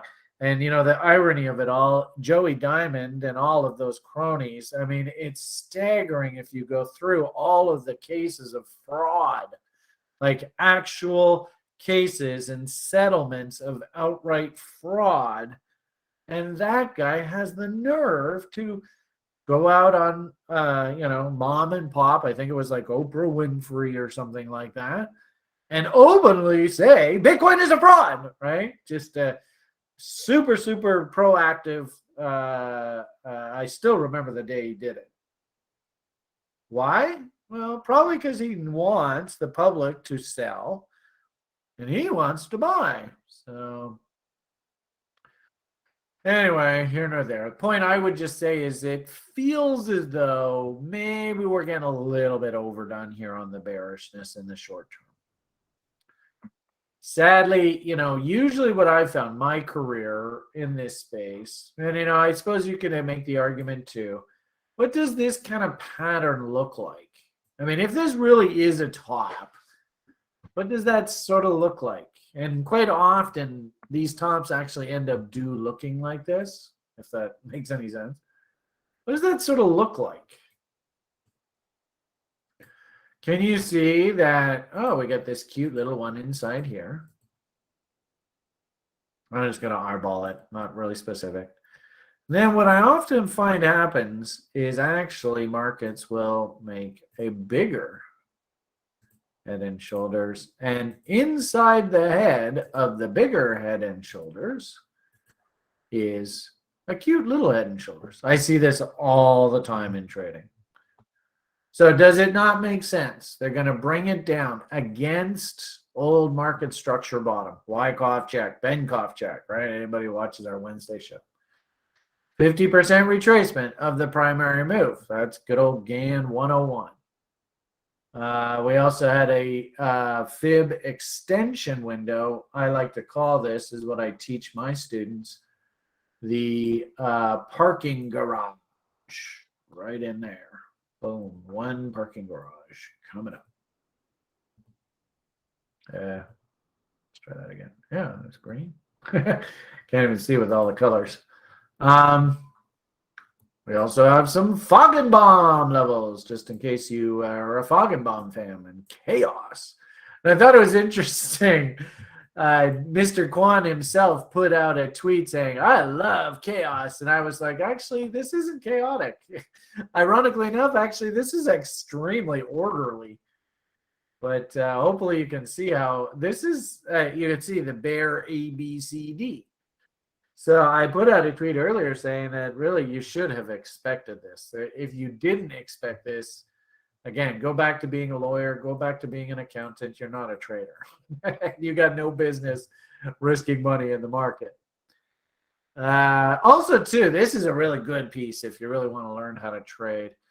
Whenever you're sort of looking at a market and you're like, okay, where the hell is this damn thing going to bottom? Just try and think about trapped market participants and bag holders and where bag holders might be sleeping. And trust me, this is coming from a guy who was a retail stockbroker, big book of business. And I used to talk to these guys every freaking day. And I can think of one guy in particular. Oh, what the hell is his name? I want to say Yagi. I think his last name Mark Yagi, if I'm not mistaken. And he used to, like I actually built indicators that I teach and I use, you guys, and I would literally name the indicator after my clients because these guys were so cliche. It was ridiculous. So anyway, this right here is a classic tell of trapped market participants. Market opened up right here, beep, actually finished the day, beep, opened up the next day, and actually went down quite a bit. Sell, sell, sell. Somebody had to be selling down in this tail here. And then all of a sudden, out of nowhere, it snapped back up and it never looked back. So, there's a bunch of guys that maybe even shorted. And they have such big egos that they're not going to cover their shorts. I also, if I have to go bankrupt, so be it. I'm not selling it until I get my money back. And I used to talk, I used to prospect. I prospected a guy. It was so funny. I prospected a guy, and I've told you guys this story before, but if you never heard it, it's kind of funny. I used to prospect a guy when I was, broker's assistant, all that nonsense back in the 90s. I used to prospect this guy, Wilkinson. I even remember his name, Wilkinson. And it doesn't even show. Jerks. Oh well. How am I going to do this? Maybe it'll show over here. No, weird. No, it doesn't show there. If I go weekly, will it show? Yeah, right here. So this guy, I remember because I was a broker's assistant all through this here, right? So this is when I was sort of cutting my teeth. I got my broker's license right there. Hey, great timing. Way to go, Brian. Anyway, I used to prospect this guy for him. And he said, Brian, I bought my gold at $700 an ounce. And I used to call him, once every 2 or 3 months. Hey, yeah, Brian Beamish calling you from David Blair's office, blah, blah, blah, blah, blah. And every time I talk to him, hey, how's it going? You still got your gold? Yep. He bought his gold here. And he said, Brian, I am not selling until I see that price again. Turns out he was right. But the irony of it all was $700 gold here, the same as $700 gold here. And the answer is an unequivocal no. In fact, actually, I think I even have a chart of that. But no, it doesn't go that far back, does it? No, that's too bad. So, anyway, I'm not quite sure where I was going with all that. Oh, yeah, trap bulls and trap bears. So, there are people that just are not going to sell until they get the price back here. And do you see what happened here today? Right, there's that dotted line, which is the Wyckoff level. And you can see just as it got into here, all of a sudden, it started to snap back. Why? Because I'll bet there's a whole bunch of buy orders on the DOM that are sitting right where all those trap bears are. And they want desperately out of that bad trade. And the guys who are actually running the book here, like the guys over at Binance and stuff are, tasked to make the market. They probably see these people. They probably even see their accounts because the whole crypto whole market space is just stunningly corrupt. I wouldn't even be surprised if they're trading against these guys. Anyway, so the point, I guess, is that becoming overtly bearish down here doesn't make any sense at all. But it does make a hell of a lot of sense that they really tried to jack the public up and get them really, really worried. And from what I understand, and this is now probably the way that this is going to go down, is the way that they do it is they do it multi-pronged on a number of different exchanges, and they use your stable coin as your vulnerability because you have to make sure that damn stable coin stays stable. What a mess. Anyway, the interesting thing now, look at the size of these tails. What can we say is going on even right here? Can you see how there are some trapped bears right now being created right now? Especially if this candle turns positive here, they're screwed.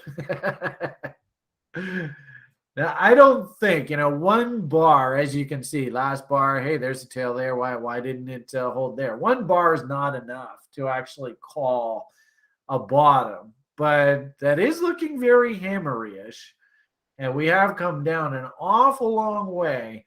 I wouldn't be surprised if, though, when the adults get back to work over this next week or two, we're going to have some screwiness in here, folks. I really think that. But at the same time, too, this is not the place to get super bearish. If anything, you're kind of walking into a trap selling into these lows. So go figure. Hopefully that's a little bit of positive. Maybe, if anything, I've even maybe taught you something new here today. If you didn't know about the options open interest, go watch that.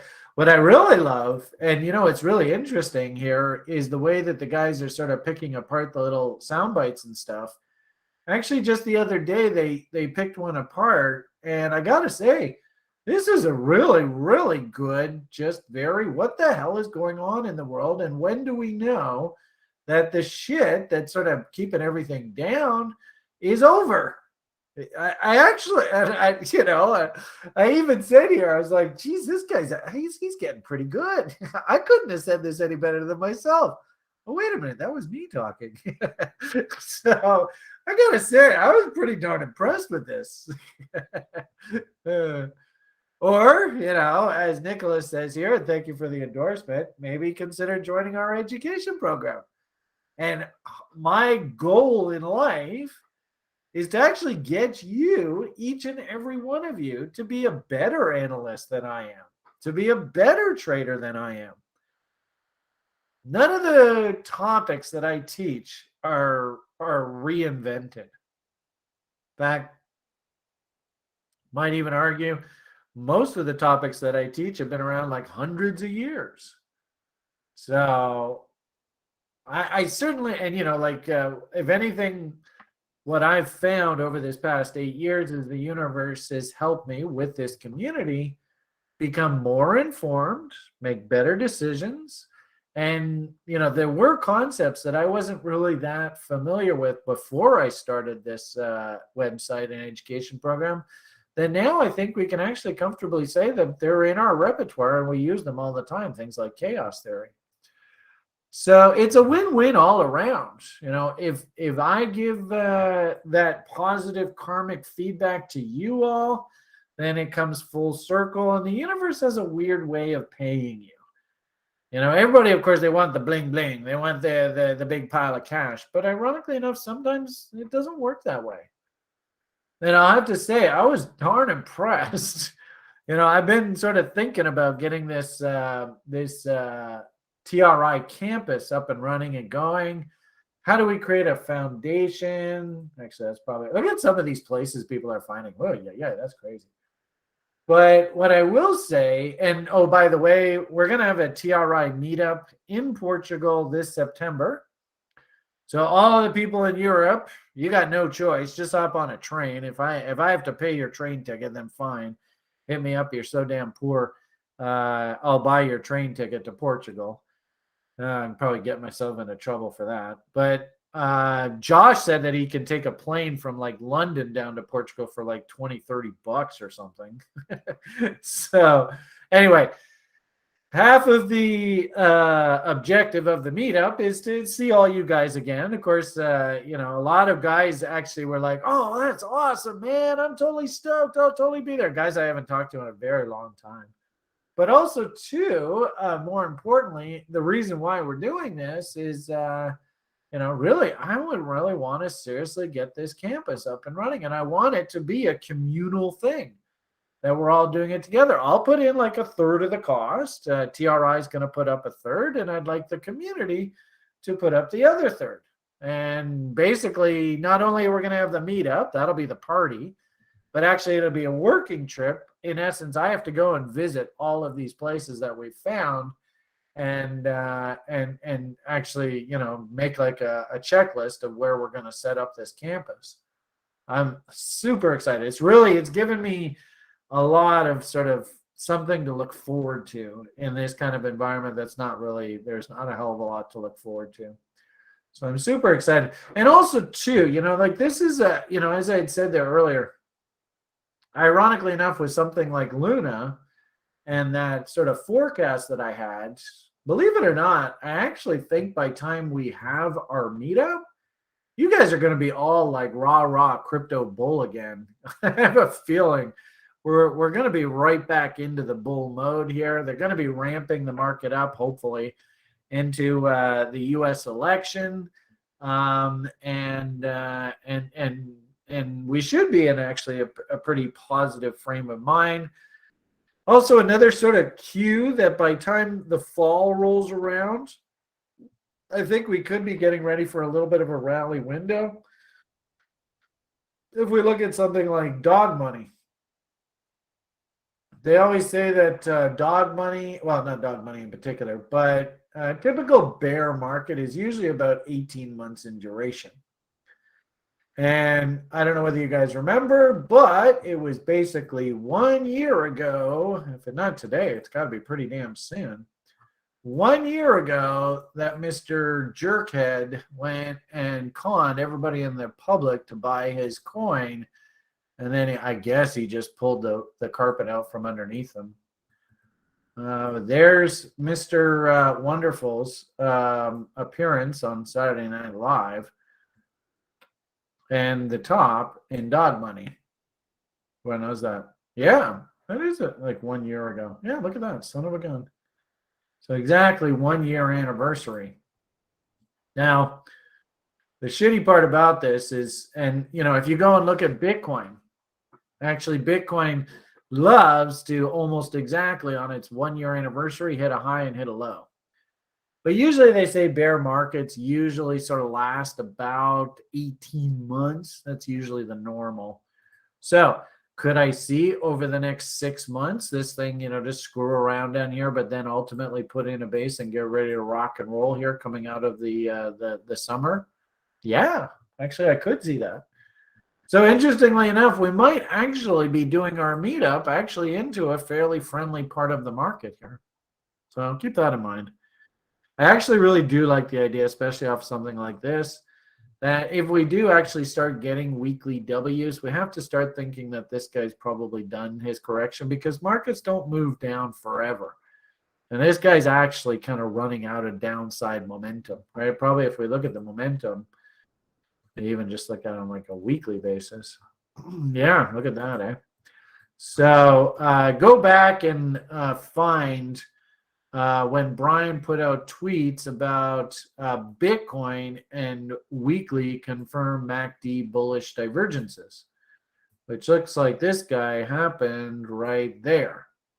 So right on this event, and that's actually the end of March. This is actually on a weekly basis, this has gone into bullish divergence. I'll tell you, this coin here, even though I don't like the guy and I think he's incredibly morally corrupt, and I think it's just purely a function of his Asperger's, I think that he's trying to tell us that, I'm actually a lot stronger than you think I am. And if I remember correctly, I seem to remember around 13 cents or something. That's when he went all crazy before. So I'm not quite sure why I have that 13-cent number banging around in my head. So I don't know. Any way you look at it, this thing's trying to tell you it's actually a lot stronger than you think it is. And like I said, as soon as we start getting weekly W's in price, then oh boy, look out. So anyway, it is what it is.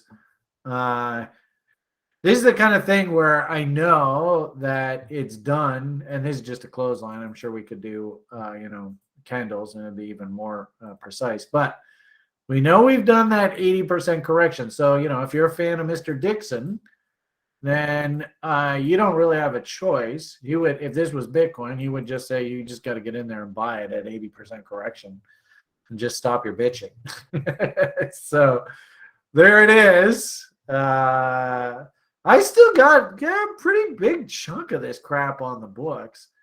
So, if anything, the irony of it all is that he should be actually publicly talking to people about just simply saying, look, if this thing goes in W's on the other side of this line, get out there and buy it. So, what's this? What are you guys going on about? Somebody asked a question in here earlier. What time is it? Oh my goodness, it's already noon. All right. Okay. When is the meetup going to be exactly? I don't know. I think it's sort of like the first week of September, first or second week of September. Well, good. Yeah. So it's somewhere in the beginning of September. I wanted to try and be back for Liam's birthday on the 26th. And from what I understand from our celestial gurus on the site, probably you want to be in a nice, safe, secure place by sort of about maybe September 20th, 21st, 22nd, Cole? Because after that, Ooh, things can get a little crazy. So I would prefer if we could, and also too, the weather is usually pretty nice in September.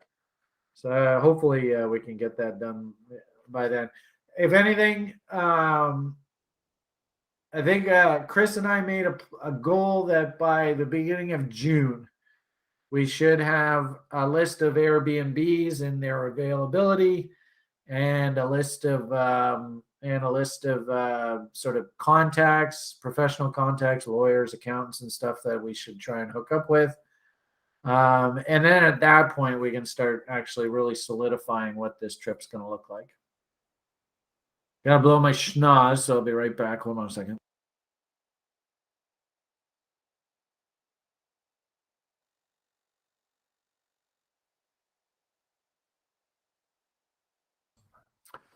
Okay. I'm not endorsing dog money. I'm not endorsing it, just using it as an example. Really, I would suggest to everybody go really, really slowly over the next 6, 8 months. There's no huge hurry. And if anything, what we kind of want to see is we want to see like capitulation and people kind of going, that's it, it's over. Bitcoin's going to zero. We did get that a little bit about 2 or 3 weeks ago. I remember hearing that a little bit. So if anything, I want to hear more of that super negativity over the next week or two, and then we probably have some sort of trading bottom. In fact, I think there was somebody on YouTube that actually asked me, let's see if I can find it. And this is basically what I told them. I'll probably leave the video with this. The question is, where the hell is that?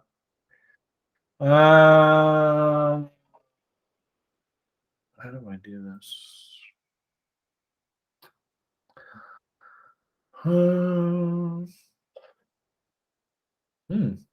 know how I get over here. Let's see. Do I have this? Oh, there we go. All right. This person said he didn't quite understand my thinking, and so I tried to respond to him. The question is, why the hell did I respond to that person? And these people, they drive you crazy. They're like, trading's really difficult. But Bob Smith over there on this WhatsApp app, he's doing great. And then all these people come in. Oh yeah, Bob's the best. Oh, Bob's awesome. Oh yeah, Bob. I'd swear on Bob. He's made me a ton of money. It's so ridiculous. Anyway, darn. I was kind of hoping that comment would just be handy. I don't know how you do that though. Anyway, if there was a history of sort of comments, then I could just read it back to you, but I don't seem to see it here. Anyway, person was kind of like, Brian, this is confusing. What are you expecting? And so kind of like this image. There's not this one over here.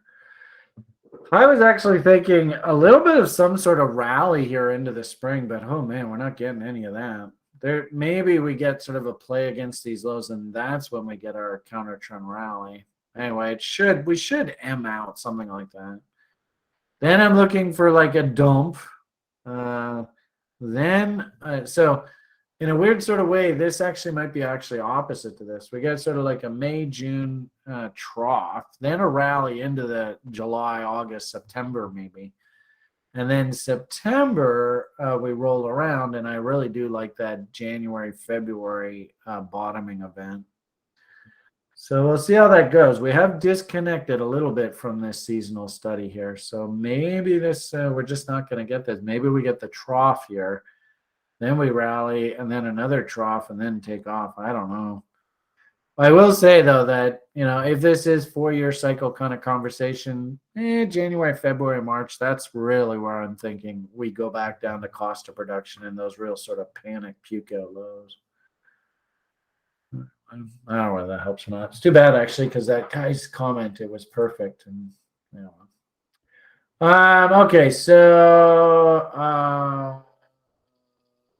GSA01 says, hi, Brian, could you explain what's the relative strength of the dollar is? What, quote, relative strength of the dollar, quote, is? Could you explain what's the quote relative strength of the dollar? Anybody know? I have any idea what that person's talking about? I mean, you can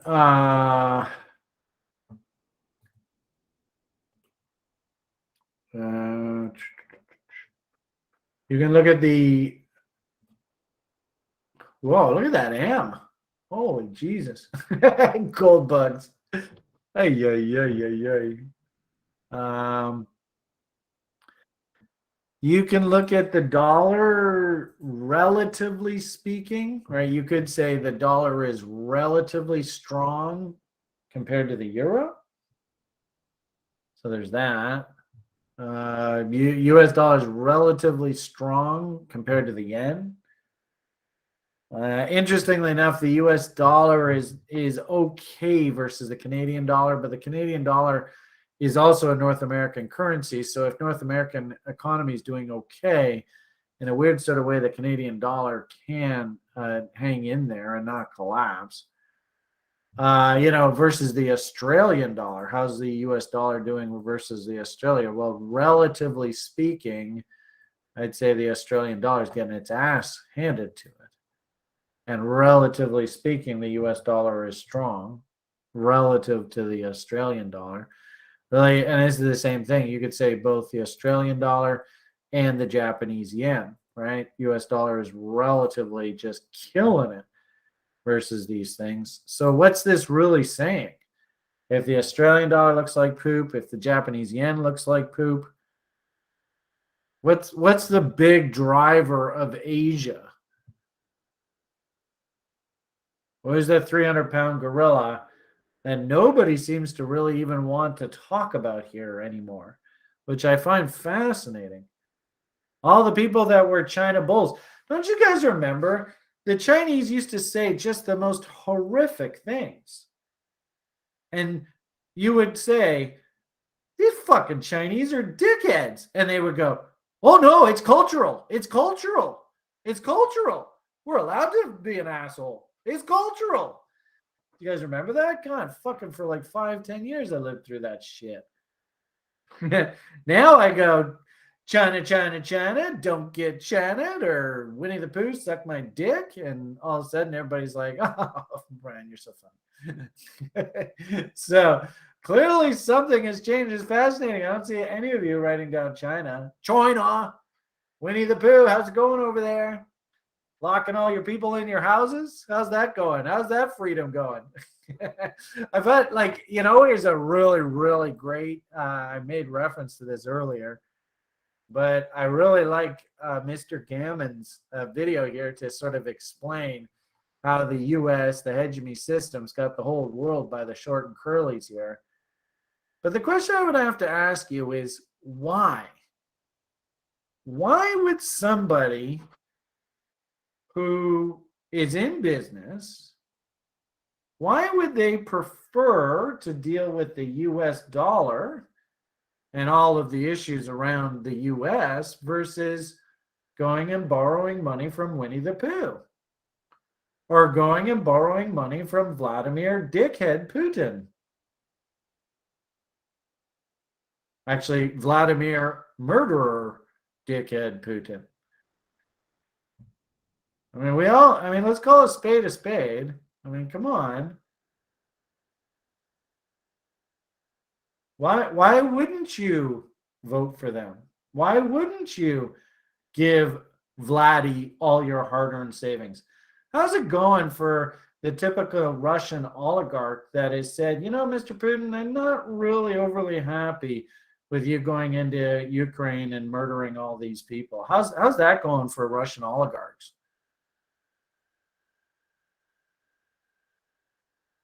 Hey, Stuart. Stuart's here. Actually, Stuart, you want to? Do you feel like talking a little Luna and telling people what the hell's going on with the war? Now we got a Luna war. Hey, Brian. Hey, everyone. Yeah, it has been a crazy weekend for sure. You sound like you haven't gotten a lot of sleep. It's very interesting, and it's not over yet. Oh, interesting. you see there's still a lot of back and forth going on Twitter, and the question, of course, is like Terraform Labs jumped in again and jumped in again to basically restore the pack, and then of course the fudders, they have a stick to hit with again. First it was it's depegging, and now it's back to pack. It's not decentralized because we need a centralized party to stabilize the coin. So the protocol is flawed. Yeah. Uh, Well, so and as I was saying earlier, it feels as though this is somebody has really thought out this strategy, and they're basically hell bent. They want to break this thing. yeah, and you see messages from people that got liquidated 55% of their Luna collateral, Oh which was no! an anchor. Oh Uh, boy! so it was a well coordinated attack. Ugh. That's the And one thing I was really worried about. It's not so much that these coins are volatile. You have to know this. You are investing in venture capital. This is volatile stuff. And if you go and leverage yourself and think, oh, no, what? They'll never run the price 50% against me. Oh, boy. it's good to remember that there are players in the field with 200 million plus, and they don't care about fish like us. They Yeah. uh, they are able to basically what they did is open a short on Luna and then coordinate a dump of hundreds of millions of USD on the Curve pool and on Binance at the same time, and Yeah. send out a lot of tweets from different Twitter accounts talking about Luna depegging and causing a lot of FUD, Yeah. causing people to withdraw their money from Anchor, causing more Luna drop, and of course they make a killing of the short positions in the meantime. Yeah, I think they're trying to do this to Allen in the stock market too with his stock. Like guys like Bill Gates are trying to do this. So, I mean, you don't know how big this goes. It might be like the world's richest people in the world trying to do this. Yeah, and it could be it's just a few people that got in crypto early and now have a little group and they go from project to project. Yeah. Or there are some, and I have nothing against Ethereum, but you see a lot of. That's interesting. Are you still with us? Well, somebody put you on mute. Good timing. Wow. We don't want to have all the Ethereum fans hate us. So if anything, that's good. Yeah, coordinated attack, right? Somebody was just sitting there waiting. Anyway, I've been blabbing away here for a couple hours, so we should probably wind this up anyway. What I just wanted to point out before Seward came on was that George has a pretty good take. Like he actually, what I like about the way George does, is Molly the Millennial and all his characters.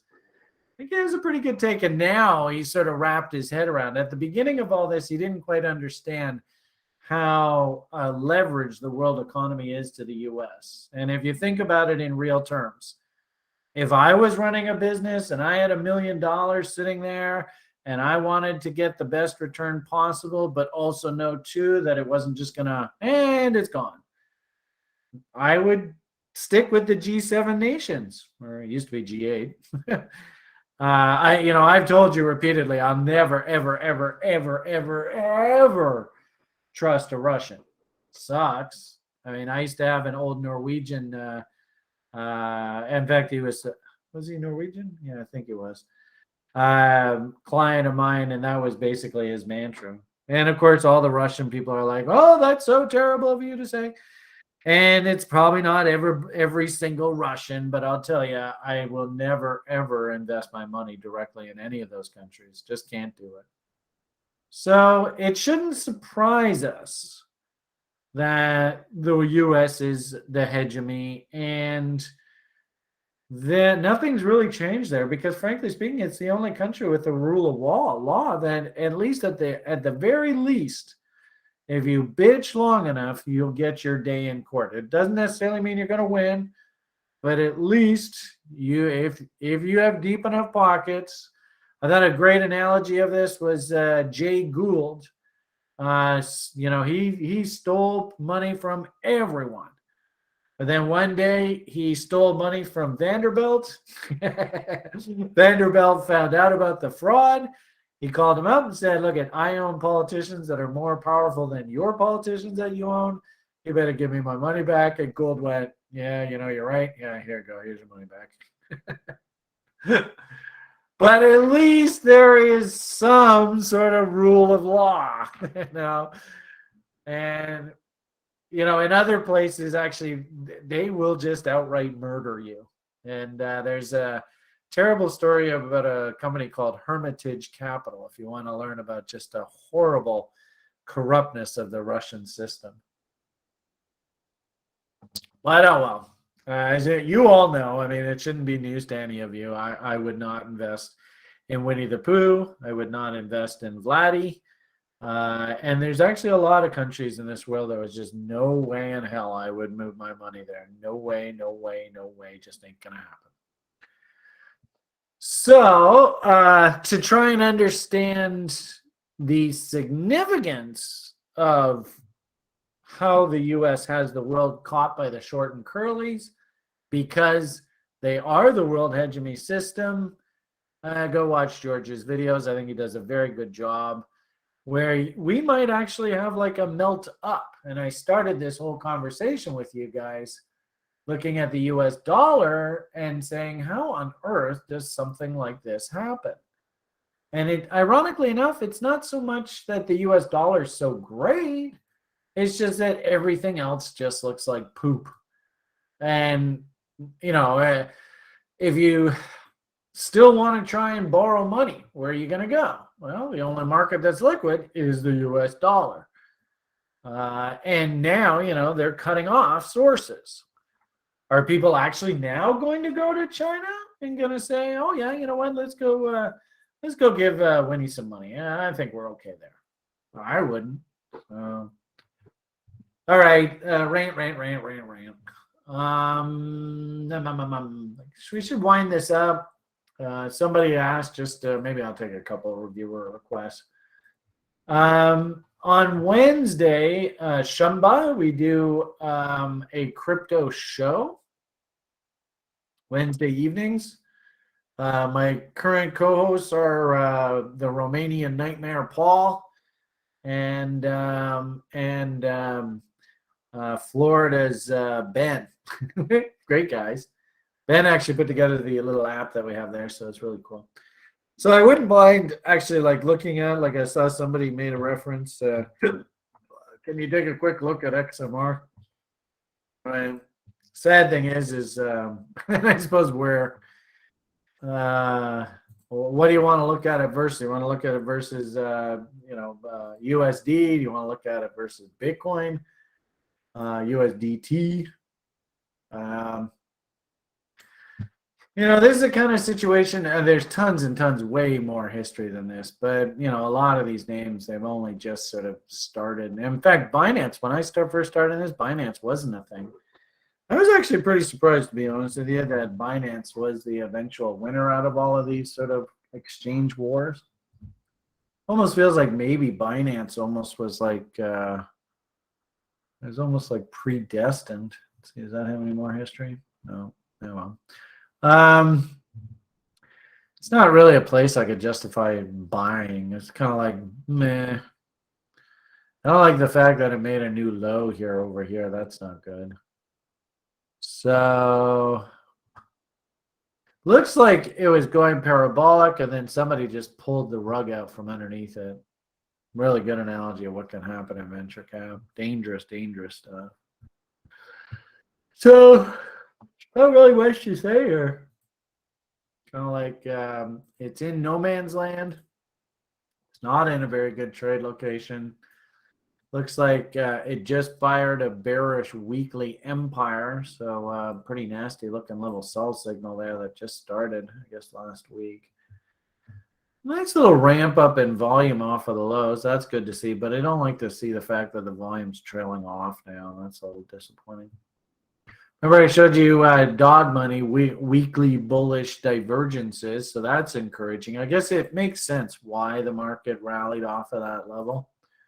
So if you wanted to be long, that's probably the level you want to be long off of, right in there. That's also a nice 3-bar fractal pivot there. Probably just even a buy off of that level there is 181.30, and we got up to 278, so only like $90 rally off of that level. I suppose also too, right? Looking at this image, you go, there's the top end of the range, and there's the bottom end of the range, and really the bottom is really that low there, especially that doji right there. So, I mean, if you want, maybe be thinking about huntering reload zones. Notice how that lines up nicely with the original bottom here. And if it does get down into that area, you could just like blindly place a bid off of that breakout level and risk that W. It's not a terrible idea. Or you could this is a weekly chart, so let the market come into this level. Maybe like a 4-hour chart or something. Yeah. So, I don't like the fact that that's a new low. That looks awfully suspicious. All right. Maybe hunt for like price gaps down here. Yeah, it's pretty clean.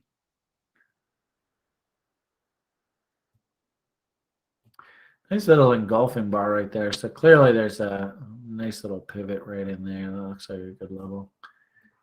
But yeah, it's not even really much to do here. This is kind of a bad location.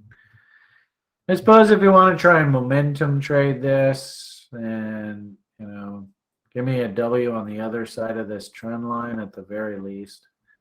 And I like to have like 3 higher lows to justify taking a risk. So there's the break. You can see how the market's trying to W. Somebody just knocked on my door. All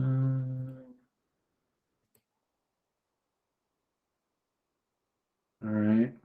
So yeah, I'll just be right back. Somebody, just in case it is somebody knocking on my door, I want them to be hanging.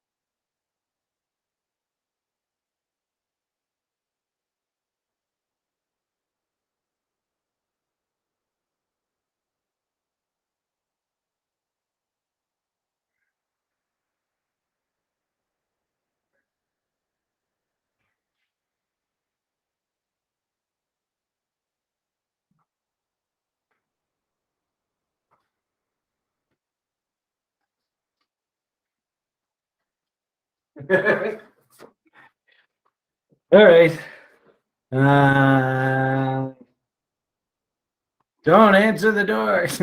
No, it was just a neighbor saying, "Hey, Brian, you're a little too loud." What a surprise. All right, so W's on the other sides of trend lines. Caveat emptor, I don't really like this level here, especially with that V bottom. That looks a little suspicious. You have any divs? There's a nice div over there. Okay. Not bad. Probably not my style because I really don't like trade location here. But I wish you the best of luck. Let us know how this goes. I suppose you could maybe even bot this out. So you could go. Yeah. Yeah, I mean, it's not a crazy idea, but it would definitely be a trader's trade. So I guess the question here is, there's the bot level. We are on the other side of the downtrend line. So you would be kind of front running this. If anything, I'd almost prefer, if I really was to like, so, okay, Brian, you got to take a trade, right? Almost. I want to see everything on the other side of this trend line. So, yeah, I mean, it's there. Looks like somebody's stepping in doing some buying. So is there a fundamental driver? Is there something going on? Do they have like a new wallet release or something like that? Anyone? Bueller? Yeah, there's a bit of buying interest there. So, like I said, it's probably not something that I'd be interested in, but I wouldn't fault you if you said, well, Brian, I'm long from this bottom here. I'm going to risk against these lows. I think you're probably best to let this thing maybe even break out and just like give you like a Wyckoff check or something if this is really for real. But like I said, I would personally prefer to have everything on the other side of this trend line. So it hasn't quite W'd out yet, but it does look like it has a bit of head of steam. And then also too, this is one of these privacy coins, right? So is this maybe a commentary on sort of the, like everybody's sort of getting out of Bitcoin and, Luna, you saw all that. Could people be maybe like trying to hide money? Are the other privacy coins going? Are they all trying to pivot here? What's another privacy coin? Right, because there's a few of them, aren't there? I seem to remember Monero, what that was their big claim to fame, was a privacy coin.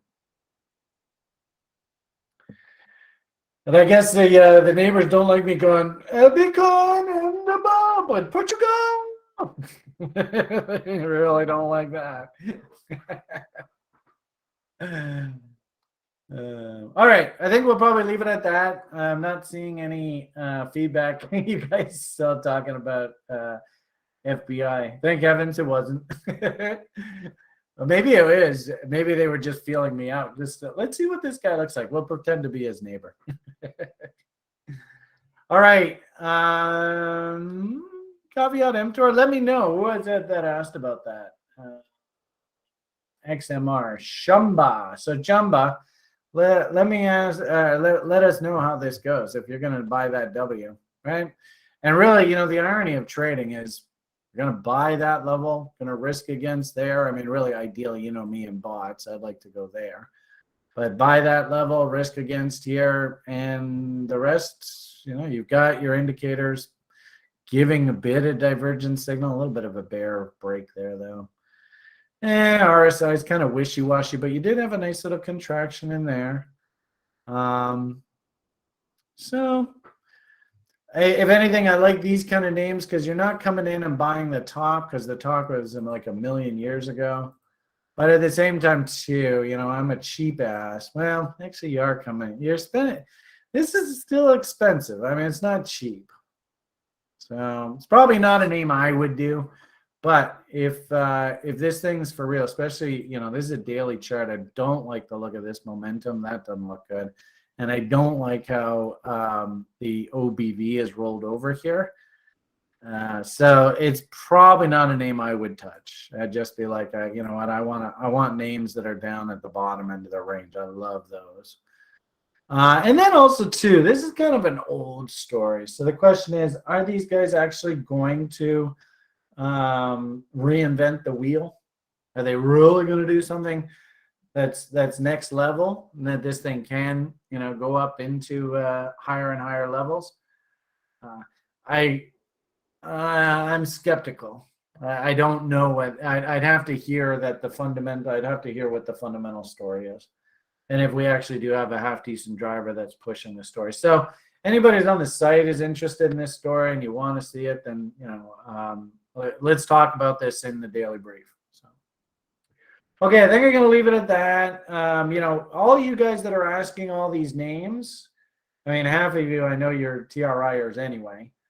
But come on the Wednesday show. That's the whole point of Wednesday is to talk crypto and just go through a whole bunch of names, as many as we can. So that's probably the best time.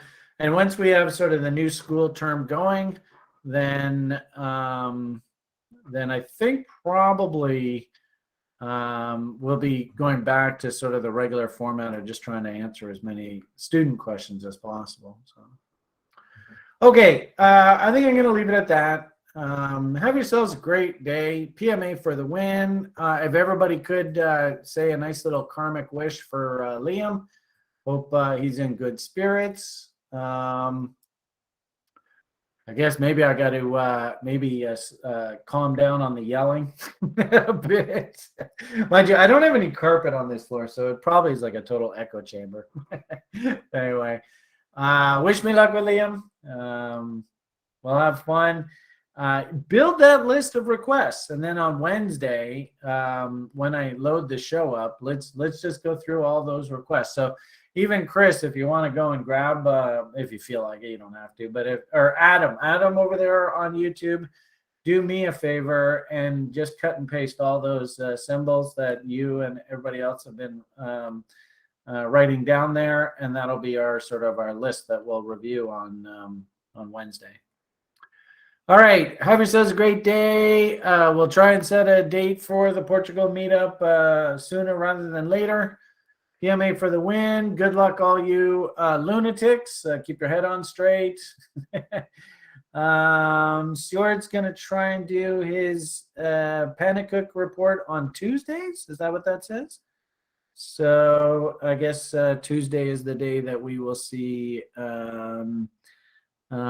Stuart. And Stuart saying here that he will be in the lounge helping you with Luna questions and sort of, moral support through this. And let's all, slow and steady wins a race. We don't need to push anything right now. And just make sure that if there is any sort of shenanigans in your particular coin, that you've thought ahead of time about any potential liquidations or anything along those lines that might get you. So just keep that in mind. Remember what your number one job as a trader is here. Okay, everybody, all the best. Have yourselves a great day. And I guess next weekend we'll probably talk a little bit more about school and getting ramped up ready for the new school term.